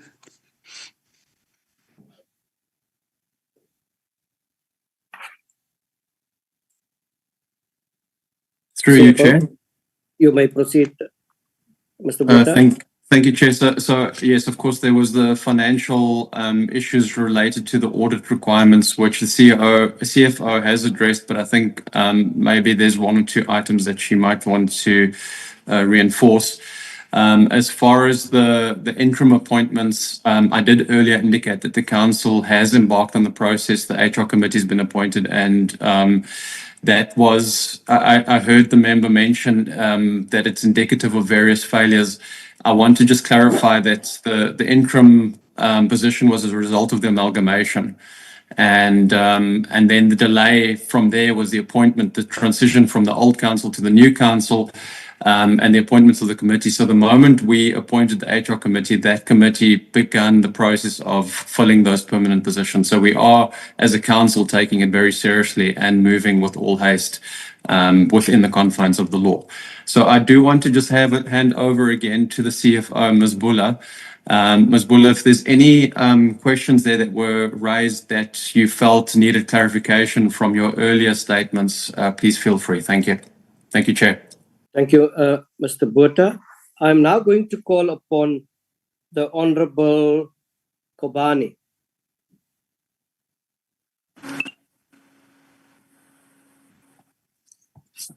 Nakesa Mtsamwestulu, our chair, minister, deputy minister, Batrikulori Nkwenu. Ntakombela kuri mi translator leswi nga lava ku swi vutisaku ka minister na lava va downtown na swi tiva hi nga se fika mara van'wani va vulavula hi downtown a ni lava ku vhela ni vulavula swivutiso swimbirhi ntsena ivi ni nga ha vutisi swin'wana hi swona leswi ni digidaka. Minister mi vulavule mahungu yan'wani ya ku ri loko mi fika ka department ya n'wina ya sports, arts and culture a ku ri Hollywood mi kume ku actiwa ngopfu. Xana ku nga va ku sele vangani va actaku loko mi kote ku hoxetela van'wani hi lava ku tiva ku lava nga sala va actaku i vangani ka department ya n'wina. Xa vumbirhi, why ku zumba ku kha ku actiwa department hinkwato i yini xivangelo xa ku ri ku actiwa ku nga tholiwi vanhu permanent, or ka hi yimele ku ri ta thola n'wana mhani, u ta thola n'wana boti, i ta thola munghana na, hi ku swilo swi fanele swi cinca swi nga yimi ku ti-position letiya va kona vinyi va tona. Se a hi kombela ku ri mi thola hi xihatla ku tshika ku actiwa. Se loko minister mo ku mi fike mi hunguta hi hlamuseteni ku sale vangani lava actaku mi kota ku ya mahlweni na vona. Xa vumbirhi, xa vunharhu i xa mhaka ya downtown, chair, hambi hi nga se fika ka downtown ni kombela ku vulavula hi yona downtown. I yini lexi nga endla ku government yi xava downtown lexi a ku ri studio xa RPM? Honorable Kobani, we are going to deal with the downtown later on, but proceed in this fashion. The minister, don't be worried. We have a translator. We will translate. But the issue of downtown can come a little bit, Honorable Kobani. My apologies. You may proceed.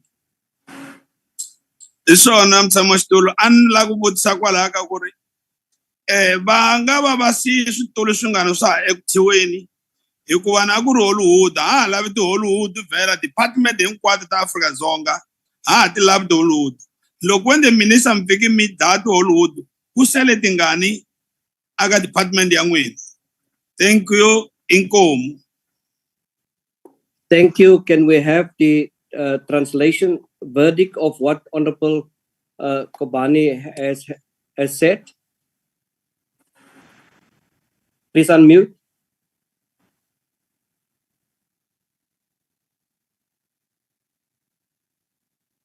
Please unmute.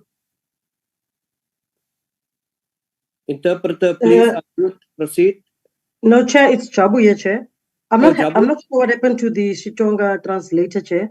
I'm not seeing him on the platform now. I'm only seeing the isiZulu translator, Chair. I'm just trying to find out exactly what happened.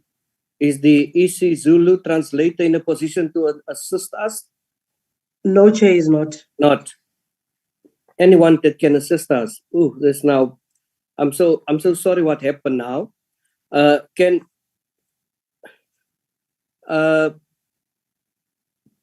But now Honorable Kobani have to repeat everything that is said because the translator is not on this platform.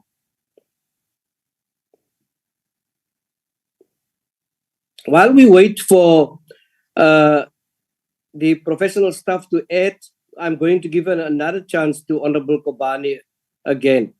The Honorable Liam Jacobs. Thank you very much, Chairperson. Chairperson, I would just like to direct, the following question to the Minister.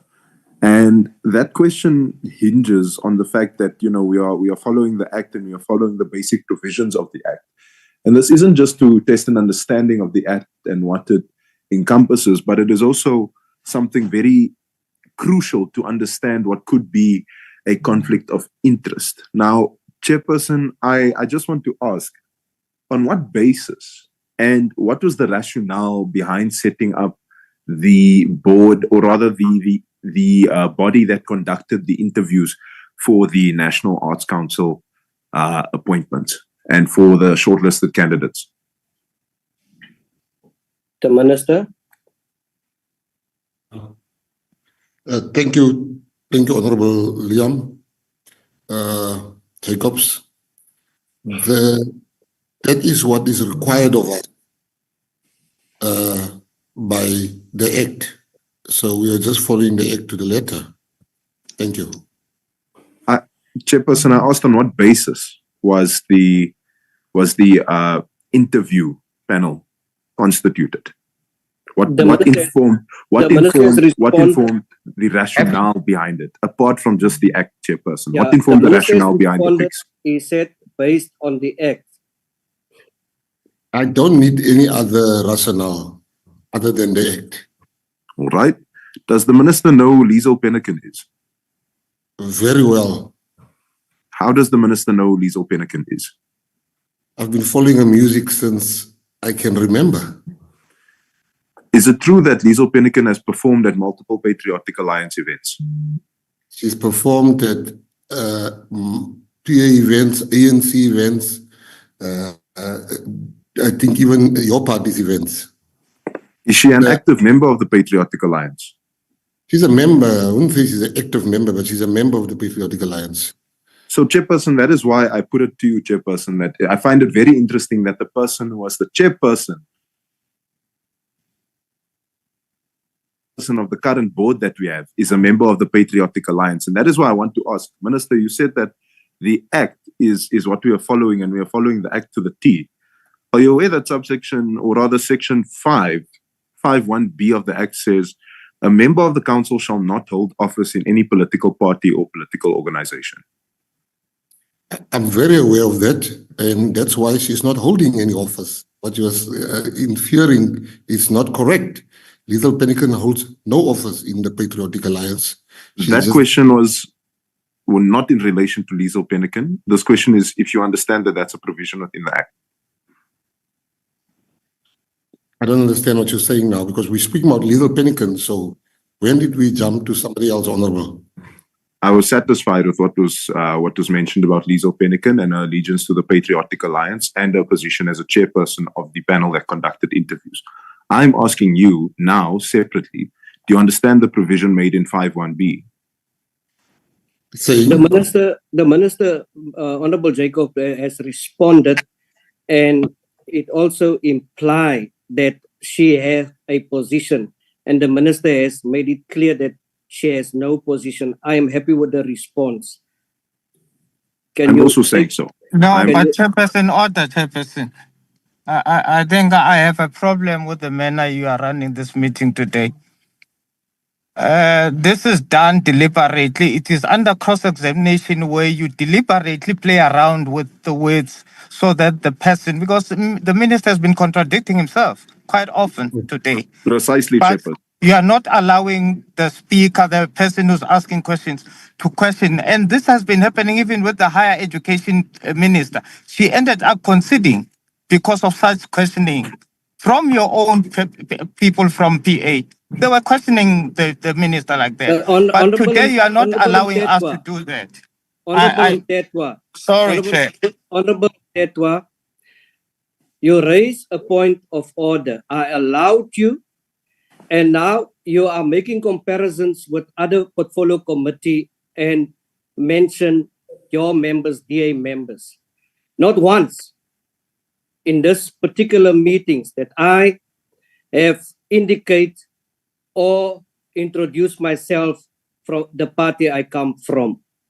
I am happy with the question. We are running out of time. The question has been asked about a certain individual who are part and parcel of the Patriotic Alliance. The minister has responded. A follow-up question has been asked of a clause stating that you must not hold office. And the minister responded that she's not having or holding office. That's why I intervened for the sake of time. But proceed, Honorable Liam Jacobs. Thank you, Chairperson. I want to then ask what informed Liesl Penniken becoming the chairperson of the interview panel? Well, firstly, nothing precludes her from becoming a part of the panel. Let's start there. Secondly, we have explained previously that we followed the Act to the letter. So nowhere in the Act does it say a Liesl Penniken cannot form part of the process. So we have followed the Act, and if you can point out to me where in the Act does it state she cannot be part of a thing, then I would be able to answer. But whatever feeling you might harbor against Liesl Penniken or I might harbor has no bearing on her appointment or the law or the Act. Let's follow the Act because we clearly come from different viewpoints. Chairperson, there seems to be a deficit in the understanding of how what could be considered following an act to the T and then saying that you have done things properly could preclude the fact that there might be a moral and ethical deficit within appointments made in certain aspects. And that is why, Chairperson, I want to ask, is Eugene Botha still a top 10 member of the Patriotic Alliance, and does he hold any office within the Patriotic Alliance? Let me first please answer this question, these two questions that you just raised in this one sentence. You are unable to tell me the Act that precludes Liesl Penniken from holding, sitting on the panel. In the absence of you not telling me what Act we have breached, your feelings and my feelings doesn't matter here. Secondly, office bearers of a political party is the top 6. Eugene is not an office bearer of the Patriotic Alliance. There was an old Linked thing where he was there for 2 days when we wanted to remove the Secretary General and we reinstated her in our party. He is currently and during his term in a political office in law, has been defined in law through precedent and court cases. And he is not a political office bearer of the Patriotic Alliance. If the chairperson allows me, I can give you the top 6 of the Patriotic Alliance. Chairperson, if I may come in here, Chairperson, I would like to actually then say that if you want to tackle this on a legal basis, right, This is where the Act is currently contradicting with what has previously been fought in the court of law. Previously, in the court of law of our country, you'll find that it has said that individuals who hold political offices are allowed to work within state entities such as municipalities and provincial governments and national government departments. That is said, right? And the notion of political office bearer refers to anybody who is elected. Now, I understand that that notion is foreign to your party, as your party obviously functions in an appointment-based system. But in the event and the absence of there being elections, naturally appointments would then fill that void, right? Therefore, even if he is a branch chairperson or he's a constituency leader or if he's something like that, he becomes a political office bearer. He's none of the things you've just mentioned. He's not a branch chairperson. He's not none of the things you've mentioned. And we cannot operate on assumptions and what if and what if. What is the law saying? Let's deal with each other on the Act. A political office bearer is the top six of the party. He's not a political office bearer, number one. Number two, what are you trying to imply? I'm saying to you that he's not elected. He's not a branch chairperson. He's not a political office bearer. What do you want me to say in as far as Liesl Pennican and Eugene is concerned? So, Chairperson, to the public, then I put it, that it is very interesting that the minister is of a particular party, that the leader of the individuals conducting the interviews is that same political party, and ultimately the chairperson of that board then becomes the same political party. There is certainly, Chairperson, we must investigate certainly, Chairperson, whether there is actual ethics that can be found in this chairperson. Because in as much as there is a precedent for this, legally speaking, Chairperson, we must investigate the potential of a conflict of interest here. Because we understand, Chairperson, we must understand the framework that certain parties operate in, Chairperson. When you operate in what is a dictatorial party, Chairperson, then you are bound to that leader in that party. When the leader can fire you as he pleases, Chairperson, when the leader has explicitly thrown his own members out of parliament, Chairperson, then we must talk, Chairperson. I'm still talking. I will not be point of order by Honorable. Hold on, you cannot describe how this meeting is going to be run. There's a chairperson in this meeting. If you want to be the chairperson, Chairperson, as I was proceeding. Can we have order in this meeting? Can we have Honorable Liam Jacobs asking his question? I haven't heard a point of order from no one. Chairperson, as I was proceeding. Chairperson. Is that a point of order, Honorable? Yes, Chairperson, it's a point of order. Please don't allow Honorable Malone to just come in while the other Honorable is still on the platform. I haven't done so, Honorable space, Thank you. I haven't done so. I will give a member opportunity if there's a point of order. Honorable Liam Jacobs, please proceed. I've raised the point of order, Chairperson. Why? I haven't heard you, Honorable Daniels.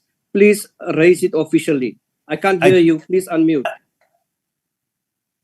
I am unmuted, Chairperson. I've even raised my hand on the platform. No, I haven't heard you. Okay, let me deal with your point of order, Honorable Daniels. Thank you, Chairperson. Chairperson, the point of order that I'm raising here is that the Honorable Jacobs is not sticking to what he's doing and to what he's asking, and I cannot prescribe how we must frame or work his questions. But to come and talk now about a party when we're addressing a minister and talking about the dictatorial party and dictatorialship and all that, that is out of order. Because to me now, it takes me back, Chairperson, it takes me back to the other time when I got both yourself and Honorable Liam at Galvindale swimming pool and you wanted to know who fixed the pool. Is it Honorable, PA? Honorable Daniels, Honorable Daniels, give me an opportunity. That is not a point of order. What the Honorable Member does, he is checks and balances to prevent biased decisions. And this interrogation and this way of questioning is a norm in the committee. So I'm going to ask Honorable Jacobs to proceed with his questions. Like I've said, There's a reason why members ask a particular question. The minister has responded. So, Honorable Liam Jacobs, proceed. Chairperson, I find it, I'm actually not surprised at the fact that the Honorable Daniels does not understand checks and balances within a democracy, Chairperson. Honorable Jacobs, let's deal with the content of what is presented, the questions being asked. You have asked questions. It is within the range of what is being presented to us. I'm allowing you, thus, let us not engage one another. Let's engage with the content, what has been presented, and let's give an opportunity for the minister to respond and from both sides and all parties in a respectful manner. Please proceed, Honorable Jacobs. All right. Thank you very much, Chairperson. I shall proceed. Chairperson, I'll come back to the rationale. In as much as the Act prescribes that the minister can make those appointments, Chairperson, I want to understand his understanding as to why a member of the Patriotic Alliance became the chairperson of the interview panel. That led, ultimately, to the chairperson of the board being a member of the Patriotic Alliance as well, while he himself, as a minister, is a member of the Patriotic Alliance. What is the rationale? He's not answering the question. Chairperson, the honourable member says I'm not answering the question, but he's still busy asking the question. I am one person that's not in the habit of disturbing people while they speak. Right. I want to answer Honourable Liam nicely, but I want him to tell me just one thing so I have clarity. He said, I have thrown a member of the PA out of Parliament. Who's that member? So that when I answer on fact and not innuendos and gossip and lies. But Minister, just a second. Just a second. Answer everything. Just a second, Minister. That is the point I've made. Let's deal with the presentation. That is my concern. And in terms of the interrogation from the member pertaining to the party and their representation, well, that's a mindful consideration or question where there may or may not be a potential biasness. But I want it to be happen in a respectful manner where the member asks the question and the minister responds so that we can proceed. Thank you. Honorable Liam Jacobs, do you still want to respond, Honorable Minister? No, but all I'm saying is my turn to respond. Yes, please do. But I have to be clear and fair on Honorable Jacobs. If you can say, he said here, before I come to what he said about the party I belong to, he said here that I have thrown out a member of the PA out of Parliament. But that's nothing to do with the presentation. Order, Chairperson. No, Chairperson is asking the questions here, Chairperson. Order, Chairperson. The member of the legislature or the member of the executive, Chairperson? I'm the one asking the questions here, Chairperson. No, let me tell you, I'm the chairperson here. And we have received a presentation from the department. And we are dealing with governance of the department. It is nothing to do with who the minister has put out from Parliament. Let's deal with the presentation. Please. Order, Chairperson. Honorable Ntetwa. Thank you, Chair. I don't remember Liam Jacobs stating a name of a person. It is allowed according to the rules that you can cast aspersion on a party. He didn't mention anybody or a particular person, but said a party that. So it's not a matter of debate. Thank you, Chair. Thank you for that, Honorable Ntetwa. I also haven't heard that. I don't know where the minister or when Honorable Jacobs have said that. But Honorable Minister, you may proceed. Well, seeing that in this committee, we're not supposed to ask for clarity. I'm asking, Honorable Jacobs, I'm saying we can stop and play the tapes back. Honorable Jacobs said, I have thrown members out of Parliament. That's a serious, I'm a leader of a party. I have hundreds and thousands of people voting for me. If somebody hears I've thrown out members out of Parliament, it is a thuggish act. Now you want me to just, but let's park it for that, because he must tell me Why can't he just mention it? He always mentions stuff. Why can't he mention whoever thrown up a Chairperson, he party? must speak to the substance of what I have just said, Chairperson. He's going off of the point here. He must come back to the substance of what I have just said. Coming right there now. I just want to know, Jacobs, why did you mention it? give the minister an opportunity to respond if it's done. If the minister still speaks and you want to say something, call a point of order. Let's respect the decorum of this meeting. Chairperson, Honorable William Jacobs, proceed. Jacobs. I'm sure you meant the minister, Chairperson. No, I meant you, but if the minister still want to respond, please respond. I've posed my question to the minister. I'm expecting a response, please, Chairperson. All right. This is precisely what I'm now doing, Honorable Jacobs. Honorable Minister. Firstly, I think this is an apt time. I'm gonna, with your permission, Chair, let me answer his question, and then I will make my remark regarding the clarity I was seeking. So he must not say I am trying to avoid answering his question. Let me start. It is very obvious that Honorable Jacobs knows that I've not breached any act or law. Hence, he's now talking about ethics. My ethics and his ethics are different. Ethics is debatable. Some people say it's ethical to have an abortion. Some people say it's unethical to have an abortion. But here we're not dealing with what he feels or what I feel. We deal with the act. So he has now basically admitted that the act allows me to appoint Eugene Botha. That's one. Two, he talks about my party membership. I'm going to give him a name called Tim Harris. Tim Harris he talks about the Patriotic Alliance, so I'm going to tell him about a gentleman called Tim Harris. Tim Harris was previously a member of the DA. He served as a DA member of the National Assembly. He held other DA-related positions. He's the CEO of Westgrow. He was the CEO of Westgrow.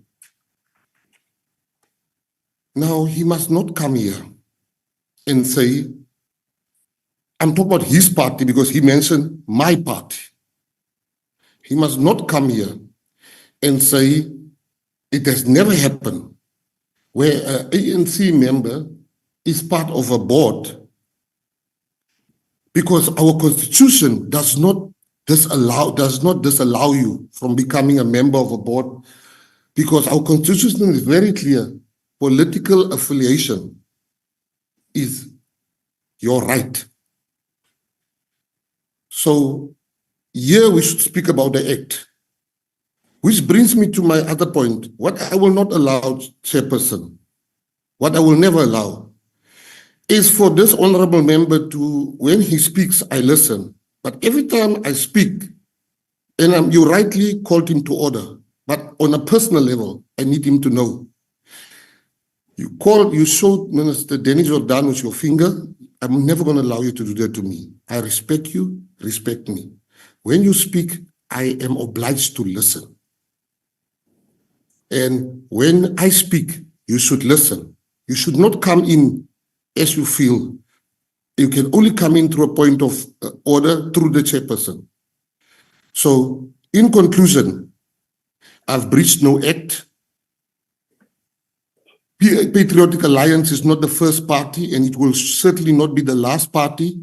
Your party in the Western Cape is riddled with examples I can make you if I get further time. Thirdly, when you say I've done something wrong, quote the act. Don't quote your feelings. Thank you very much, Chair. Honorable William Jacobs, proceed. Chairperson, I would like to ask the minister, does he contend that there may be a conflict of interest, Chairperson, between himself, the person who was leading the interview panel, and the chairperson of the board? Second to that, he has still not answered what his understanding and his rationale is behind appointing these individuals. He has not explained that. He said the act this, he said the act that. He has not explained his rationale. Surely, he has a rationale to act from, Chairperson, and it's not just that. Jacobs, I cannot describe to the minister how to respond. The Minister has responded. You have made your point. You have asked a second question. Minister, please respond to the second question. I want to ask him, does knowing someone, like I know legal Pinnacle, does he equate knowing someone to a conflict of interest? That is laughable. I know him, I know you, Honorable Chairperson, I know Honorable Liam. Knowing someone does not equal a conflict of interest like I know Legal Pinnacle. How does it constitute a conflict of interest? Chairperson. Chairperson, there he goes again. I am still The busy, Minister is Chairperson. still speaking. Speak, Minister. Third time he's doing that. You are rude. That is rudeness. And I have just complained about the very thing. He does it again. I will never stand for this rudeness, Chairperson. This rudeness of this honorable member. When I speak, he's just coming here like he's speaking. He's already cast aspersions on the party I belong to, calling us dictatorial, whatever. Does he know anything about the patriotic alliance to say that is casting aspersions on the party? And I, as the leader, must sit here and listen to a man whose party has the majority colored people, but doesn't have one colored minister, doesn't have one colored deputy minister. And you talk about dictatorship. You don't have one colored minister, one colored, and you come tell me about my party. Keep to the staff of the portfolio committee. Don't come to politics. They had last to come. Don't come to us and come with what they've written down for you to come and ask me. Come with facts, come with X, and come with the proof of what you're saying. But don't come and fish here for some information that's not there. You are speculating and you are casting aspersions on good people like Liesl Penniken and Eugene Botha. Tell us what they've done wrong. Go and investigate. I give you all the permission. I will, if the chairperson, the honorable chairperson, call me to account, if there's a conflict of interest, I will make myself available. But don't come here and do what you've done to the other people that appear before the board. Lastly, chairperson, what you are doing, Mr. Jacobs, you've gotten away for too long with it. Number one, you've taken out a political statement this week on the letterhead of the Democratic Alliance, stating that I have interfered and stopped the netball SA from being investigated, which is a lie. Secondly, you come to this committee and you mix politics. You mix politics with the work of this committee. Thirdly, your oversight is so biased. We are waiting for you to go to the West, to Kalicha, to Google to go and do oversight also there under the areas. Thank you very much, Chairperson. Thank you, Chair. Honorable members, I have requested you to, all of us, to respect the decorum of this house. And this is precisely what I wanted to prevent earlier on. I'm going to adjourn this meeting for 10 minutes. And I ask all involved to have ice cold water so that we can cool off and proceed with the meeting. Thank you, honorable members. Break for 10 minutes. I hope you'll not forget me to respond, Chairperson, with all due respect. Honorable Khabe. Can someone respond now? I didn't. I'm not going to do it to me. You might try to do it, but not with me, Minister. Thank you.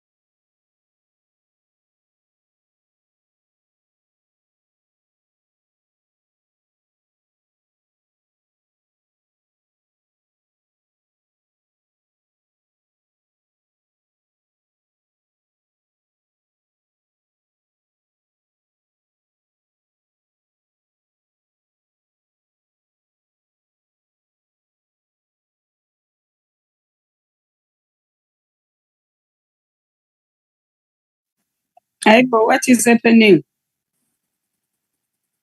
Chairperson? We are on a 10 minutes break. Oh, sure.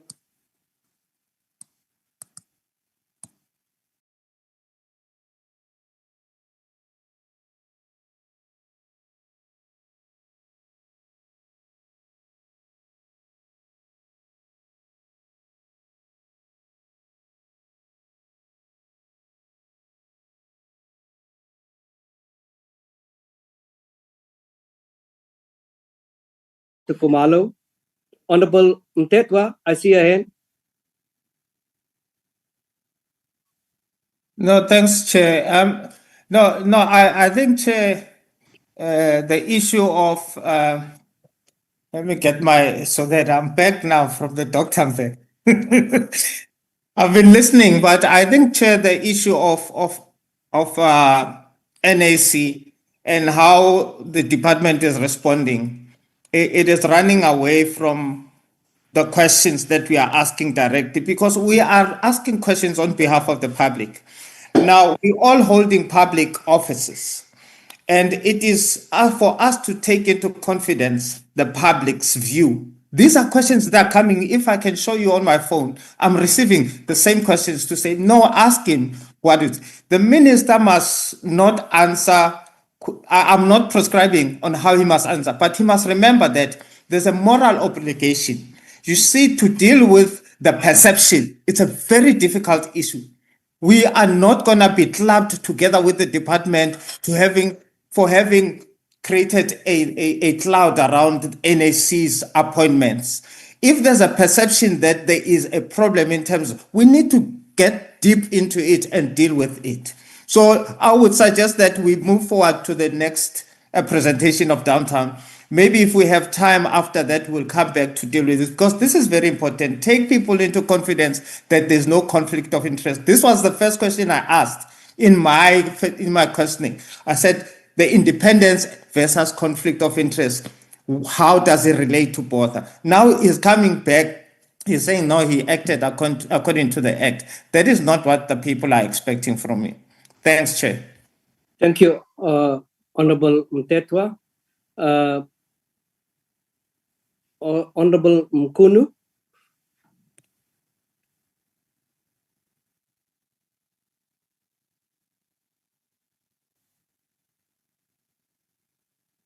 Honorable Mkunu, I see your hand. Please unmute and you are allowed to speak. Chair, am I audible? Yes, you are. You may proceed. Oh, okay. Sanbonani, I think the Untlanta or interpreter Zulu is around. Tlanta, are you there? Honorable Chairperson. Just a second, Honorable Marlon.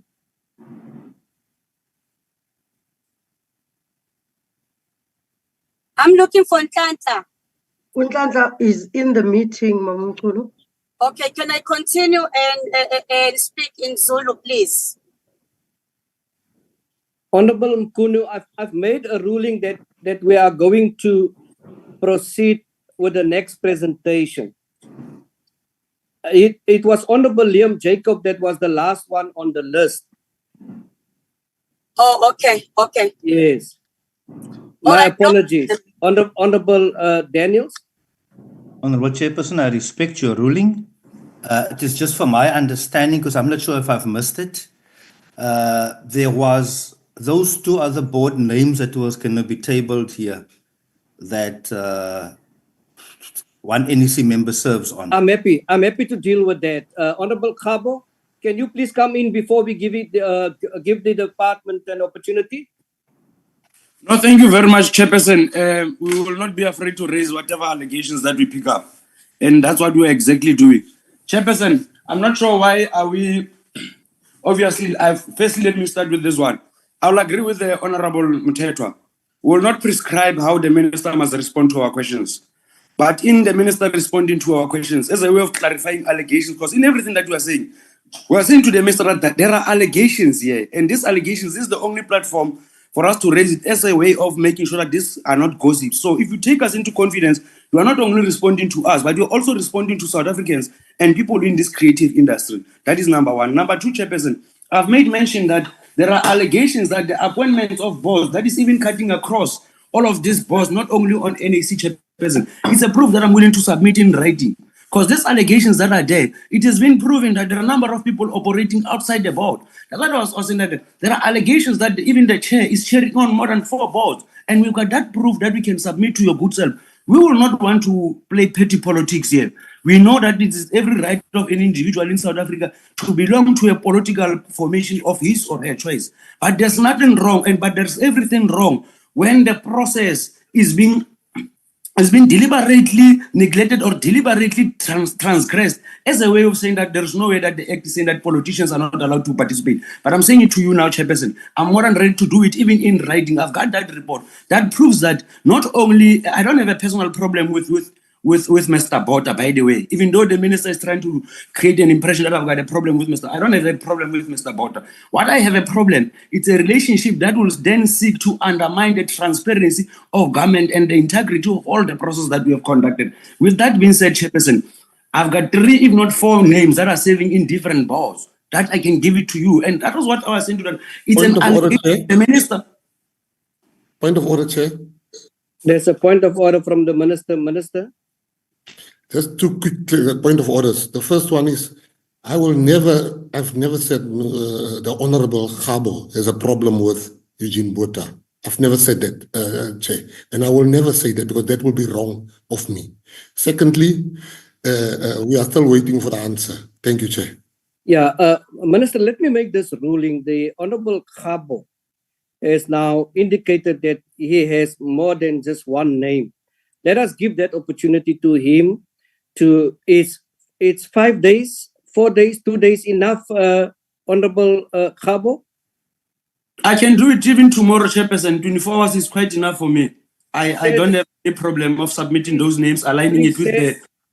Please share it with the portfolio secretary so that that can be forwarded to both the minister and Dr. Kumalo, as well as NAC chairperson, as well as the portfolio committee members.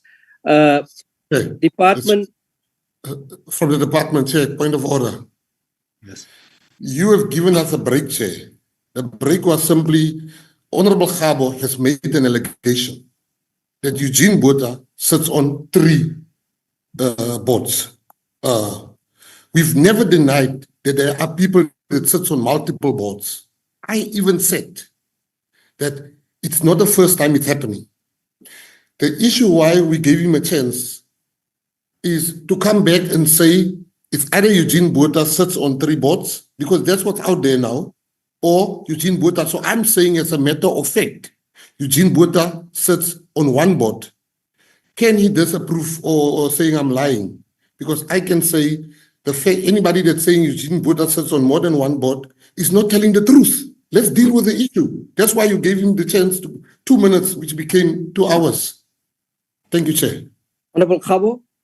Thank you very much, Chairperson. I still maintain my issue and I still maintain my allegations. There are more than people, there are people who are sitting in more than 3 boards. That I still maintain. And I still maintain that there are allegations that has been proved, that has been said that Mr. Eugene is serving in more than 1 board. The minister has clarified that matter. And I'm saying to you that according to my records, I'm going to prove to you that there are people who are serving in more than 1 board. And indeed, it has been, I'm saying, the minister has confirmed that Mr. Eugene is not sitting in any of the other boards. And that I can confirm is the truth. But I also want to put it to you that part of my statement was that it's not only Mr. Eugene, like I've indicated, I don't have a problem with Mr. Eugene. It's not only Mr. Eugene, but allegations are out there saying that people are serving in more than 3 boards. And it has been alleged that Mr. Eugene is serving in more than 3 boards. And the minister has clarified it. So I'm saying to you, Chairperson, I'm more than willing to submit my proof in relation to what has been proven. And indeed, I'm still going to maintain my issue. If allegations are there in the public, this is the only platform for us to raise this issue so that we can get clarity from the minister.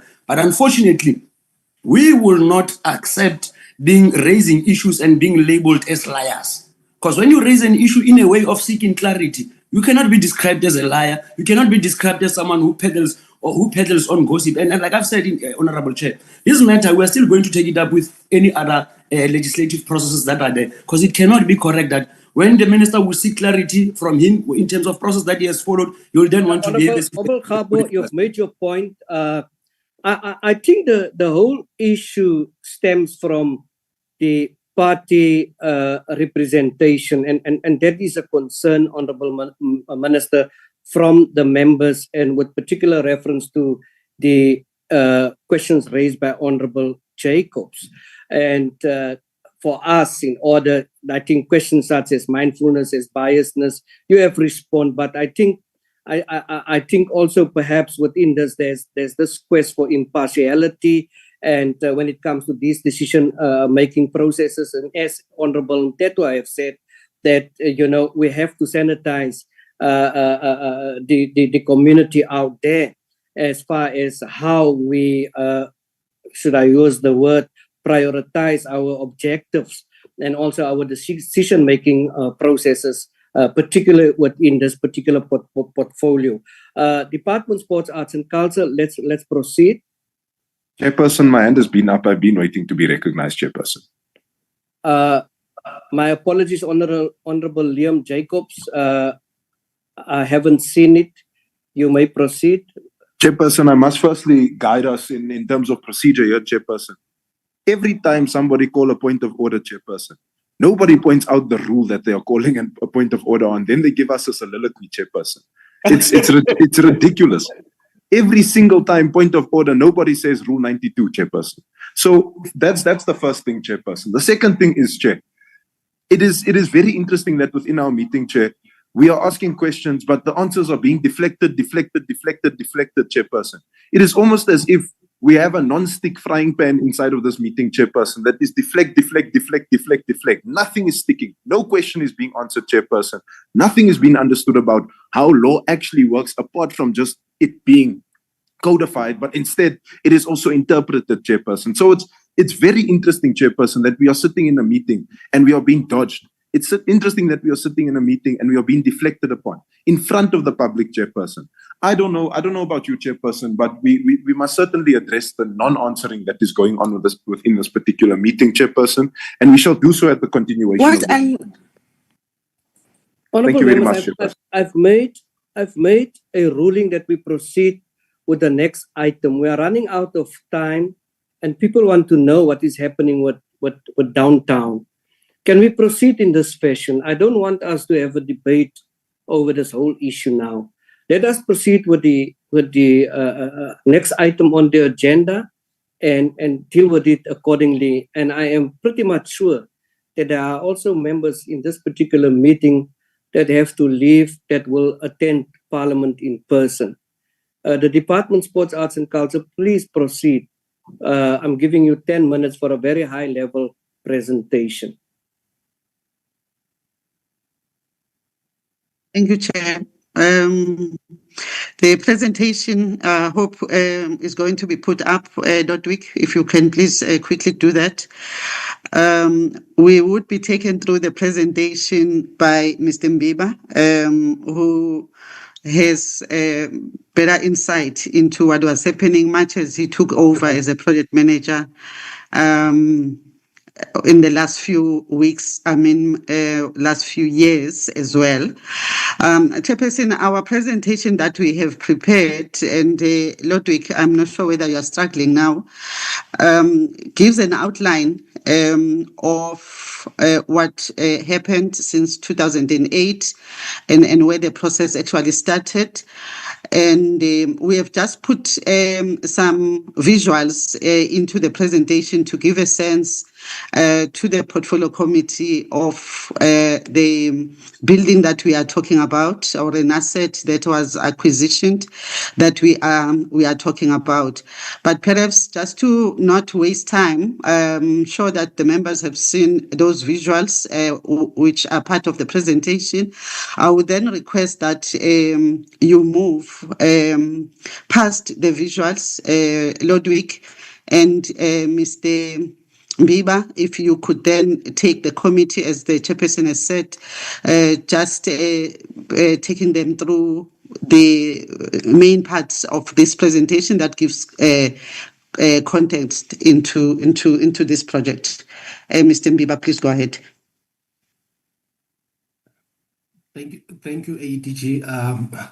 Good afternoon, Chairperson, honorable members of the Portfolio Committee, colleagues from the National Arts Council. Good afternoon, Minister. In this presentation, I will try to paint a picture for us to understand the matter that we are dealing with, noting that on several occasions when we talk about the downtown issue, there are issues that needs to be understood, especially in relation to the legal objects and the legal subjects, and that will also touch on the rights and responsibilities. So basically, the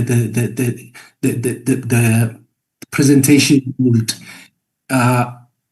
identify the key issues surrounding the downtown. But the background to the downtown is that it's a project that was started in 2008 by the former minister. And we have a building that is situated in Johannesburg, 62 Holt Street. It's a 4-story building. And that building, as it is an immovable asset, but it is also comprised of movable assets. There's a studio in that building and rehearsal rooms in that building. The National Arts Council acted as a conduit for purchasing of that asset. The ministry planned to donate the downtown asset to a special purpose entity for the development of the music industry. The SPE was subsequently established in 2010 as a non-profit company called Downtown Music Hub. Can you go back a bit? I just want to explain the issues around here, that the non-profit company that was established, it was established not as an entity of the department, but as an entity that will belong to the sector, which minister needed to donate this asset to. Next slide. The key issue that we should note is that though at the later stage the minister gave permission to the National Arts Council to start the process of transferring and donating the asset to the SPE, this was not done because it was opposed by the National Treasury. As a result, the title deed of this asset is still with the National Arts Council, and safe to say that the National Arts Council is by default the owner of the entire asset. Next slide. What we also need to understand is the question that Section 6.3 of the National Arts Council Act states that the council shall not, in its own, establish or acquire or operate any organization or institution connected with the arts, but may initiate projects with which it considers necessary in pursuit of the object, provided that such projects are undertaken in partnership with the existing organization or institution, which have the capacity to undertake such project. So technically, when it comes to this particular clause, then that provision effectively prohibits the National Arts Council from directly operating the downtown business and the entity. There are issues that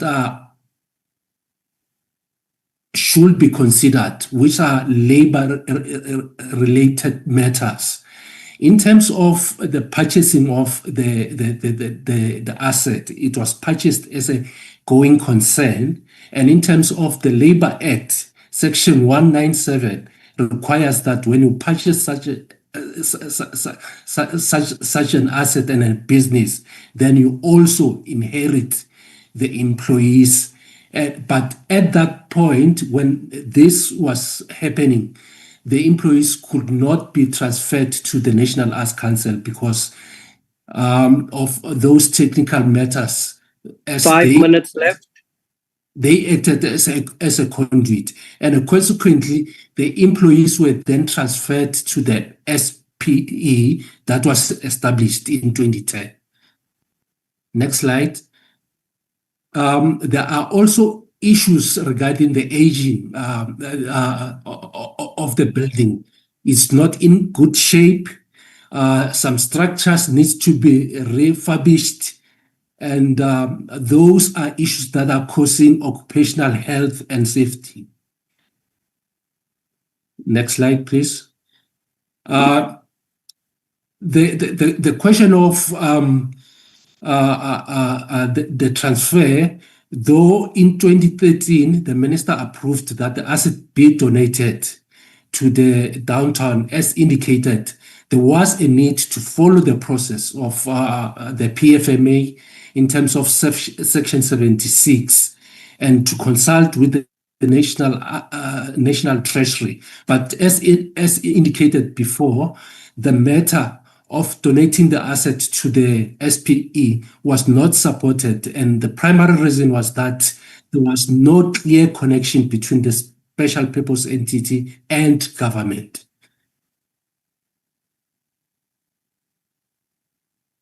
And up to date, we, as a department, has spent close to 85 million rand supporting this project.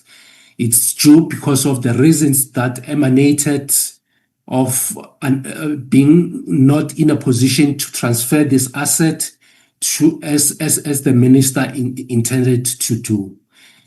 Next slide, please. However, in 2022 and 2023 financial year, a proposal was made to the executive to consider integrating this asset to one of the existing DSEC institution. And that proposal was not up to so far considered. Like many other projects, we can see that the downtown is a project that is heavily relying on government funding. And this project, much as the minister had some intention to see to it that it will contribute for the development of the music sector, but its reliance on government funding, it's something that is continuing. And in many aspects, the SPE has indicated that it's unable to go out and source for further funding simply because they do not have the ownership to the property.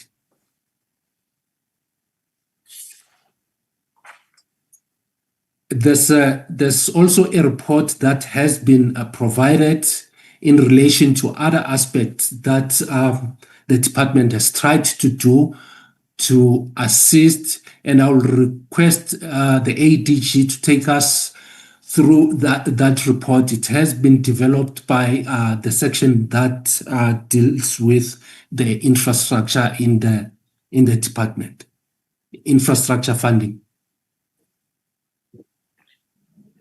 Please wrap up. Thank you, Chair.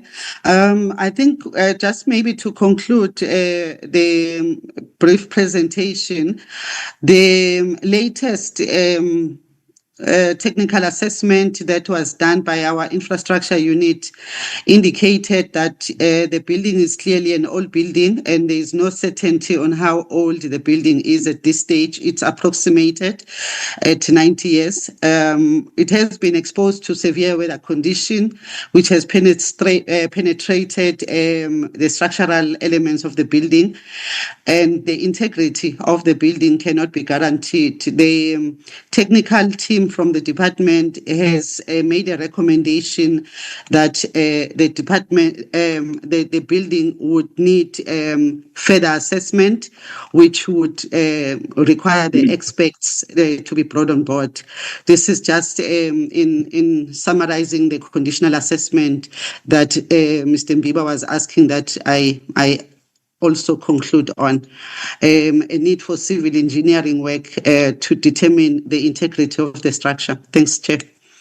Thank you so much. Honorable members, Honorable Mtetwa in particular have asked very serious questions or a string of questions pertaining to the downtown hub.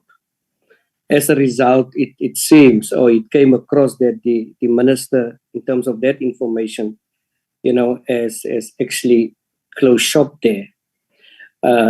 The presentation is in front of us. Is there any member who would like to interrogate, would like to ask questions pertaining to this issue? I am going to give first Honorable Kobani, and then Honorable Mtetwa, Honorable Mkunu, and then Honorable Pilankulu, as the names has come up in that order. Honorable Koban. Thank you, Chair. And me too, Chair. It's Honorable Nkosi. Noted, Honorable. Chair, lexi ni lava ku xi vutisa ku ri xikongomelo xa ku ri government yi xava downtown leyi yi ri under RPM a yi xava hi profit ya njhani ku ri vanhu va ta vuyeriwa njhani, because ni twa va ku is a sector la yi ta pfuna sector, which sector la yi fanele yi pfuna yona, hikuva kusukela yi vekiwile a ni voni profit leyi pfunaka ti-sector.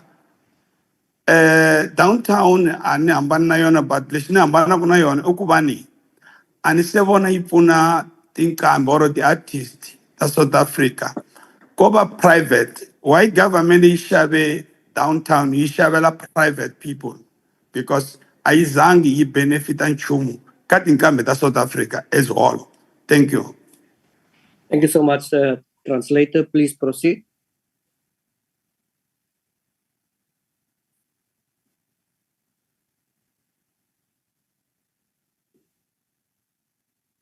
Please unmute. You are not unmuted.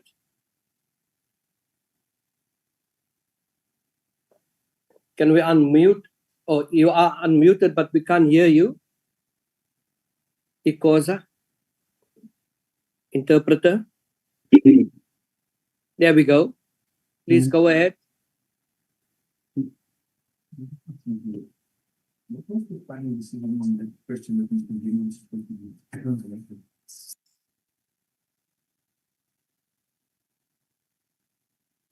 Can you please adjust your sound, interpreter for Ikoza? We can't hear you.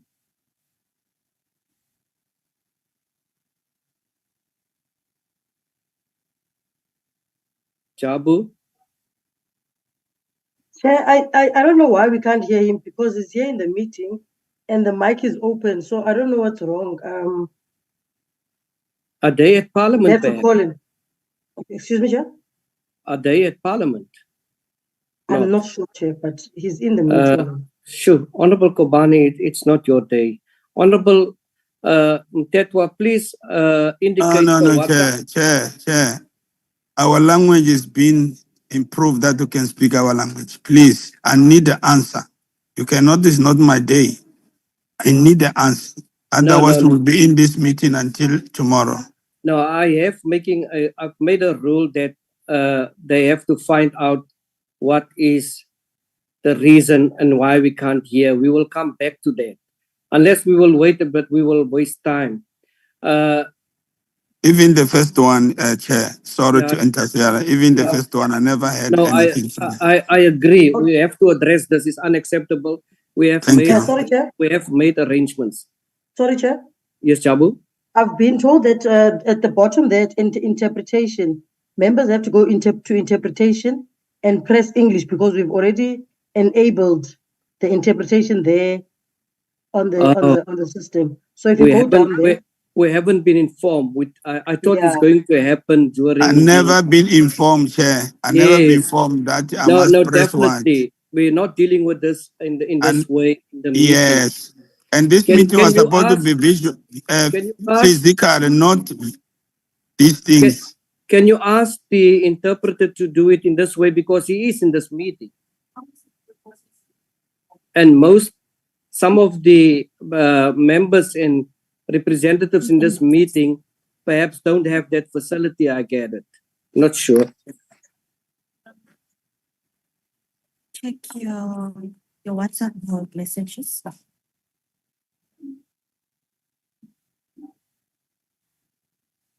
Chabu, can you ask the interpreter to do repeat it? Yes. Yes, that's what I'm trying to do, Chair. So just explain the procedure in terms of the translation. At the bottom, Chair, of the screen, Yes. there's different options. Now, there's interpretation there at the bottom.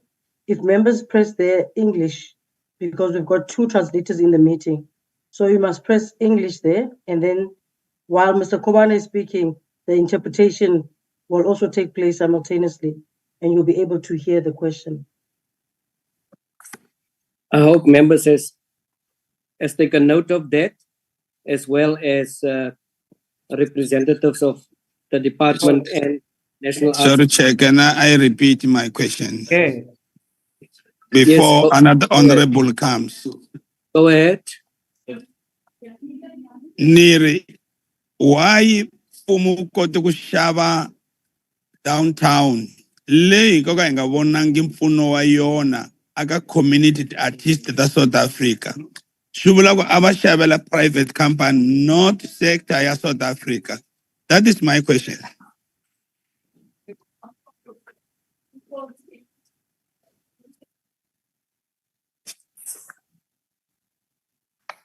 The other first one, Chair, I was asking Kuri, the minister, vate loko vangena ka department ya sport, arts and culture, akuri Hollywood, aku active ngopfu sweswi number yoko nga active, kungava kuri how many numbers leti nga sala kuri nga active? That was my question.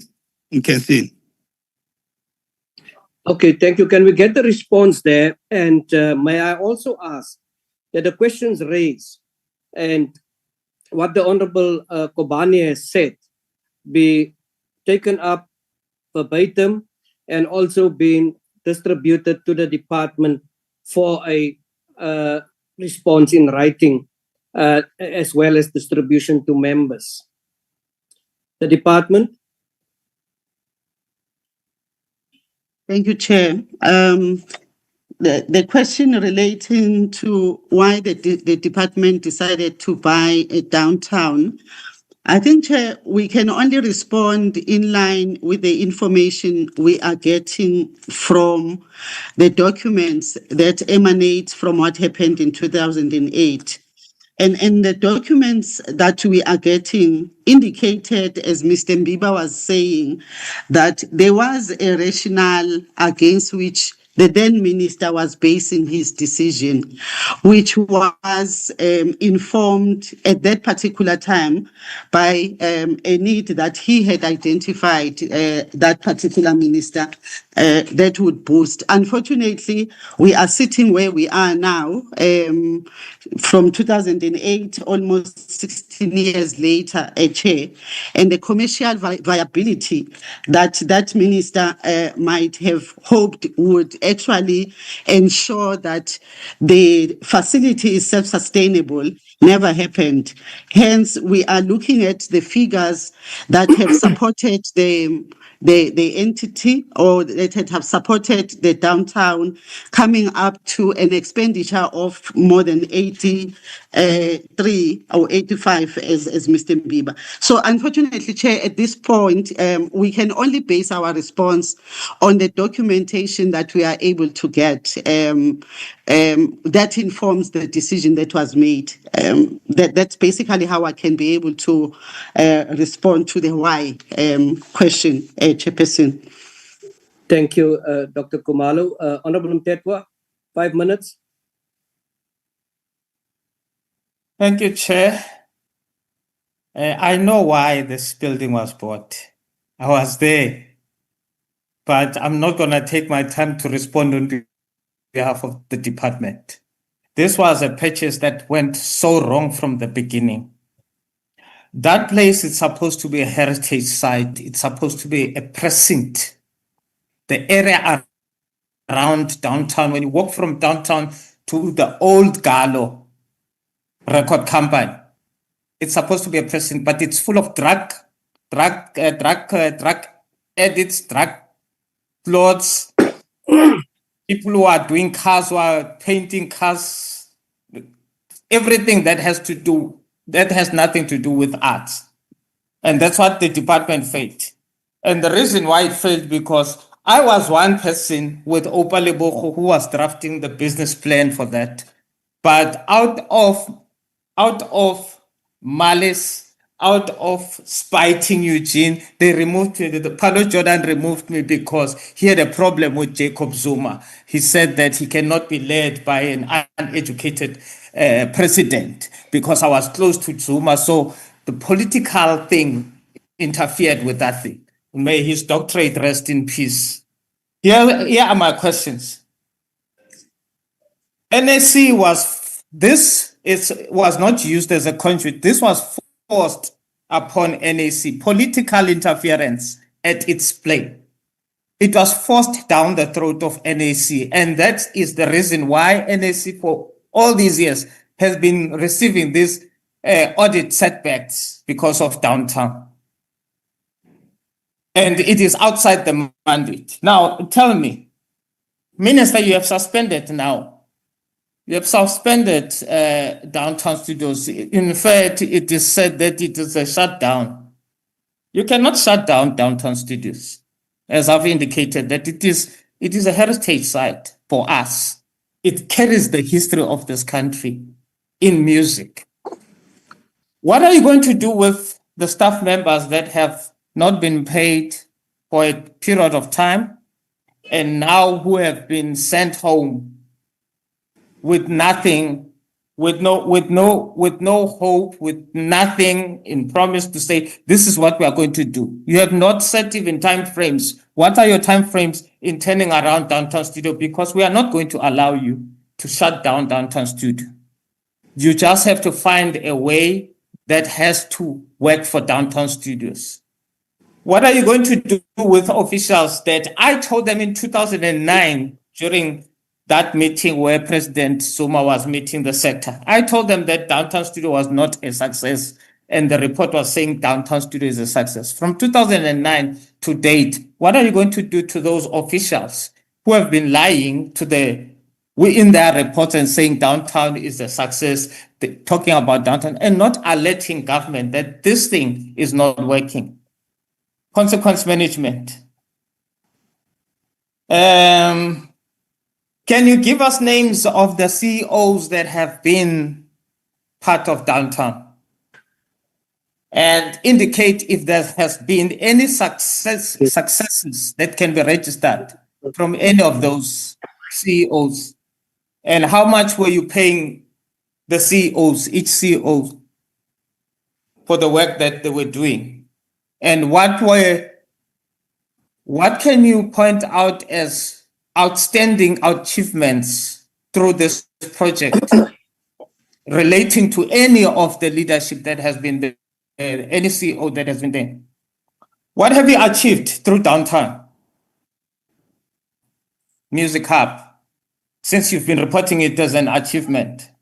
In terms of the support and the reports by downtown to DSEC, what are the top 3 items that you can point in terms of spending, downtown music studio spending?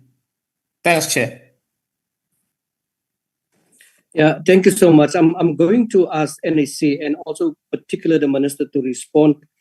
And Minister, I just want to share my apologies, the committee members' concern with decisions of this nature without, the recognition, consultation of the committee. That is a great, great concern of what has transpired here after, it has reported by members of this committee that we have problems, and the next thing we hear, it is shut down. NAC, there's a few questions for you. And then I'm going to, after the questions and responses, I will ask Honorable Mkunu. Please also take note that she is going to speak in her mother tongue. You are welcome to adjust your gadgets accordingly to English. Thank you. Right. Can I go first, Honorable Chair? Yes, please do, Minister. Right. Chairperson, if I just tell me if I'm incorrect, but I heard Honorable Mtet was saying that he knows the reasons why the building was acquired, and by his facial expression, it seems it was acquired under dubious circumstances, but leave that there. He is also saying, the Honorable Chairperson, Honorable Mtet was also saying that that Downtown Studios he doesn't know of any successes of Downtown Studios. Hence, he's asking the questions to us today. Now, I share his thinking, if I correctly put it, the Chair, that he's also asking me what happens to the staff there, what must happen to the staff that's working there, and what must happen to their salaries. We have up to date, according to the numbers that have been given, spent 80 million rand. We spend every month around 350,000 rand so that salaries can be paid and maintenance can be achieved. Now, every company should pay UIF in the event of loss of jobs so that there can be unemployment insurance. But I, as the minister, surely, Chair, I need to be clear on this issue. How do I continue to pay millions and millions and millions, but there's no tangible results? I can't spend state money on nostalgia. Oh no, that is our site. Heritage sites do close down around the world. But how do I justify that an artist of the caliber of Doc Shebeleza cannot pay for his funeral because he has been exploited? And I continue to spend millions and millions with no result. We have closed downtown until we are satisfied with the very same answers. And I'm going to keenly listen to what the department is answering, because I know the answers they've given me and I expect to hear the same answers here today. Downtown Studio cannot expect the state. That was not the arrangement. The arrangement, after consultation with the members of the department, was that the state will start downtown, but it will then become self-sustainable. It will sustain itself. It has been how many years? We're going for 20 years. We must still give money. And in any business, when you pay something and you don't know when you're going to stop paying, you close the business. We don't know when we're going to stop paying. We don't see a forecast that tells us you're going to stop paying in the year 2027. How do I still take taxpayers' money? Thank you very much, Chair. I will also listen. Yeah, thank you so much, Minister. I'm going to make the following ruling. Ask the members to post all their questions because of time. If the department and or the minister respond and don't make it, we would like those questions that has been asked responded to in writing. Honorable Mkunu, she's going to speak in her mother tongue. Please proceed, unmute. Ang bingalala siya, no? Greetings, Chair. we hear the presentation, but I think I agree with my colleague, Mr. Mtetwa, in that why is downtown being closed? Because this was a place that was helping our artists. We have history in that place. It produced people that were recording music that was making South Africa happy. We're speaking about Stimela, Miriam Makeba, and lots of people. Why is this place being destroyed? Where should our artists go? Because this was a place that was proper for them. It had proper sounds, proper equipment. It was also affordable. And that was a place that they could go and produce their music so that they can support their livelihoods. What should they do now that the place is being closed at home and support their families? Now there's no electricity there. They are using generators. Some artists have booked up until September. What are they supposed to do now? I think the minister is not considering that those that who had already been there, what should they do? Where should they go? Is there an alternative plan or alternative place that could work exactly like the same place so that our artists could go to that place? Because our artists should not be pushed into poverty, because if we close this place, we are pushing our artists to poverty. So I am therefore requesting that there should be money put in there and some plans be made to ensure that the place is restored back to its original state, and that the people should it should be fixed, and we should see how we take it forward. But closing it, we do not agree with. There should be plans that our artists are able to access this facility, do their work and support their families. Thank you very much.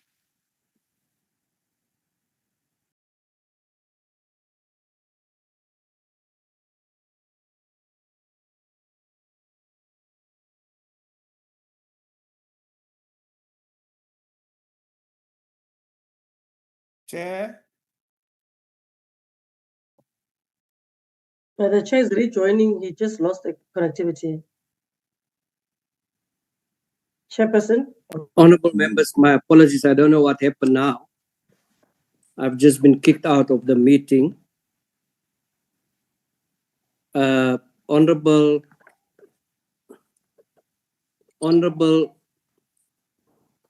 let me just see who is there. Honorable Bilankulu, can you proceed and hand over, make a ruling and hand over to the next honorable member? I was not part of proceedings now. Can you proceed as chairperson for this meeting? Chairperson, I wanted to, or let me ask my questions first, then I will proceed. Honorable Bilankulu, deal with the previous speaker's issue, just to keep me informed. Deal with it in your capacity now as a chairperson, then I will take over after that and give you an opportunity. No, Chairperson, Honorable Mkunu was still asking the questions. I think the translation, they were busy translating. I think they had the questions. It was only her asking questions. Okay, thank you so much. And you may proceed with your question. No, thank you very much, Chair. Yeah. My question goes like this, Chair. How can DTMH achieve financial sustainability when current revenue generation appears insufficient to cover operations cost and government funding has been reduced without clear alternative sources identified? The projected income assumes optimal facility utilization that may not reflect current market conditions or competitive positions. The second question, Chair, goes like this. How realistic are the music precinct development plans given current infrastructure deficiencies and funding constraints? The presentation envisions substantial capital investment in venues, museums, restaurants, and public spaces without clearly identifying funding resources or phrased implementation strategies.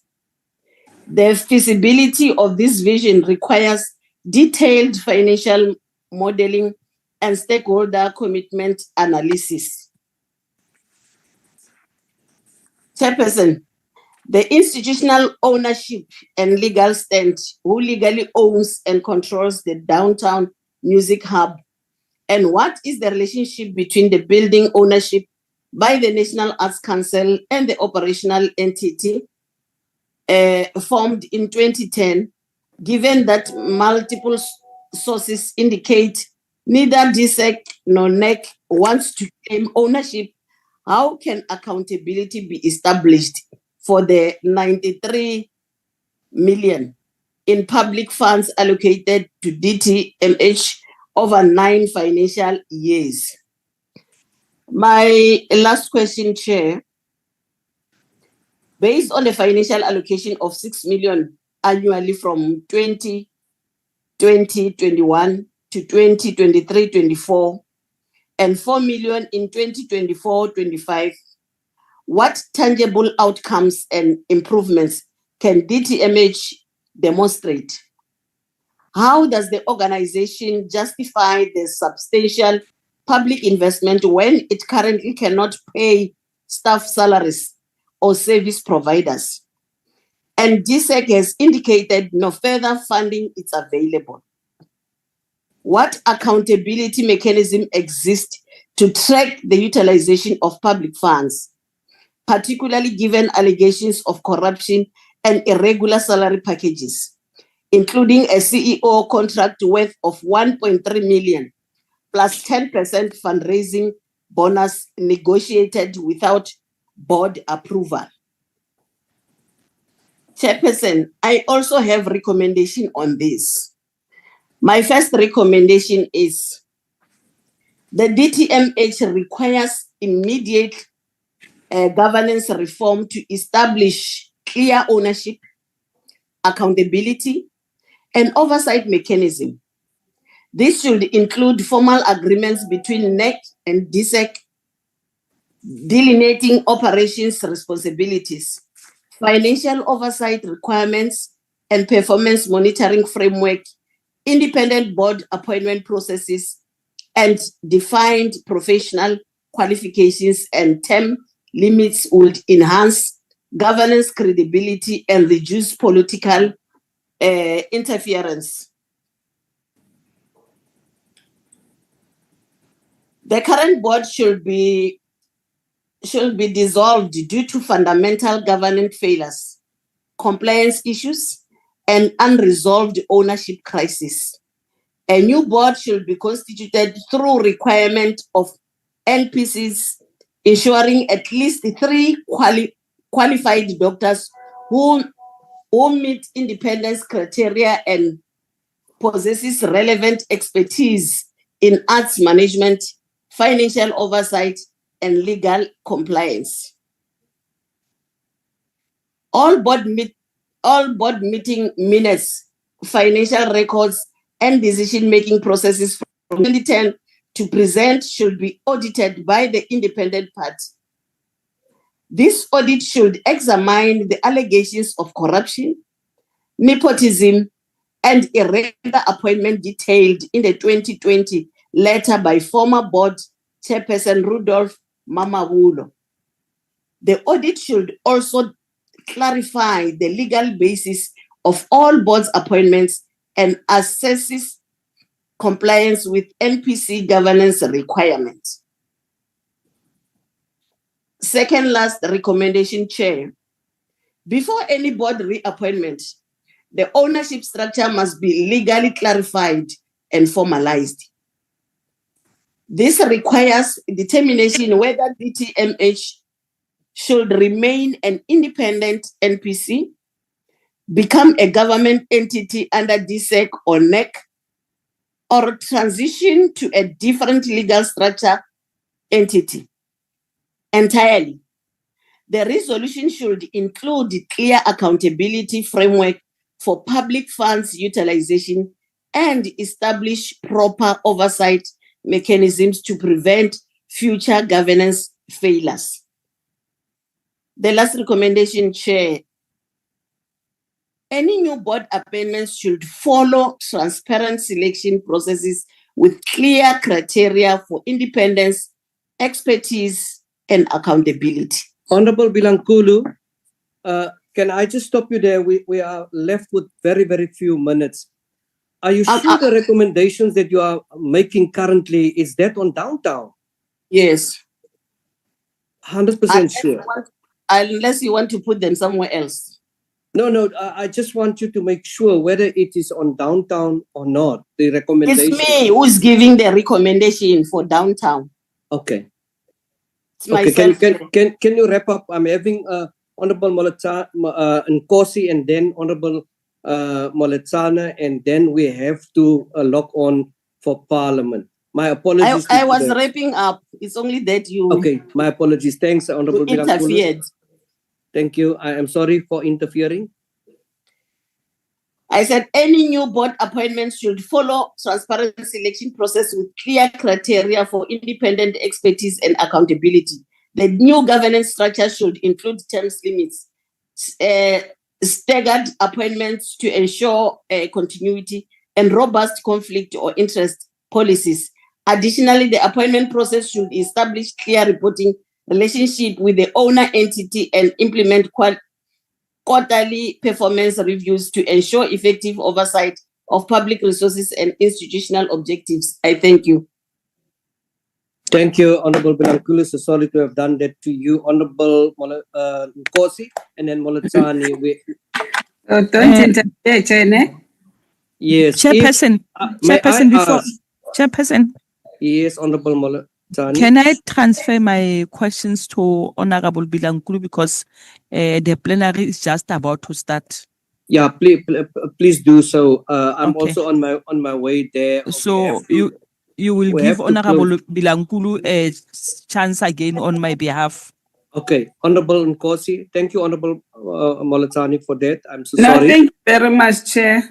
I will start with the one that I asked before. What specific governance reforms are required to address ownership ambiguities and ensure proper oversight of public funds, of proper funds? The current arrangement between NAC ownership and DSEC control creates accountability gaps that have enabled financial irregularities and undermined public confidence. Clear delineation of roles, responsibilities, and reporting requirements is essential for institutional credibility. The other question that I have, given the ownership crisis adversely impacting DTMH's future, what is the scope of the current board's decision-making authority? How can the board make strategic decisions about the music precinct project and projected income of 22,120,000 when the fundamental question of institutional ownership remains unresolved? With these two questions, I've got recommendations as well for the two questions that I asked, Chair, before they respond. The music precinct vision requires phased implementation with clear funding, milestones, and feasibility assessments. Priority should focus on addressing immediate infrastructure deficiencies before expanding into new facility development. Grant funding from cultural development organizations, heritage preservation funds, and tourism development agencies. I'm sorry, Chair. Priority should focus on addressing immediate infrastructure deficiencies before expanding into new facility development. Grant funding from cultural development organizations, heritage preservations funds, and tourism and should support specific precinct elements while reducing dependence on government operational funding. The other one, strategic partnership with educational institutions, music industry organizations and tourism operators could provide stable revenue streams while advancing DTMH social objectives. Formal partnerships agreement with universities for music technology programs, collaboration with international recording artists for heritage tourism, and corporate sponsorship arrangements for community programs could diversify funding sources and enhance market positioning. Thank you very much, Chair. Thank you, Honorable Nkosi. Appreciate. Honorable Pilankulu, may I ask that you submit those questions of Honorable Molatani in writing?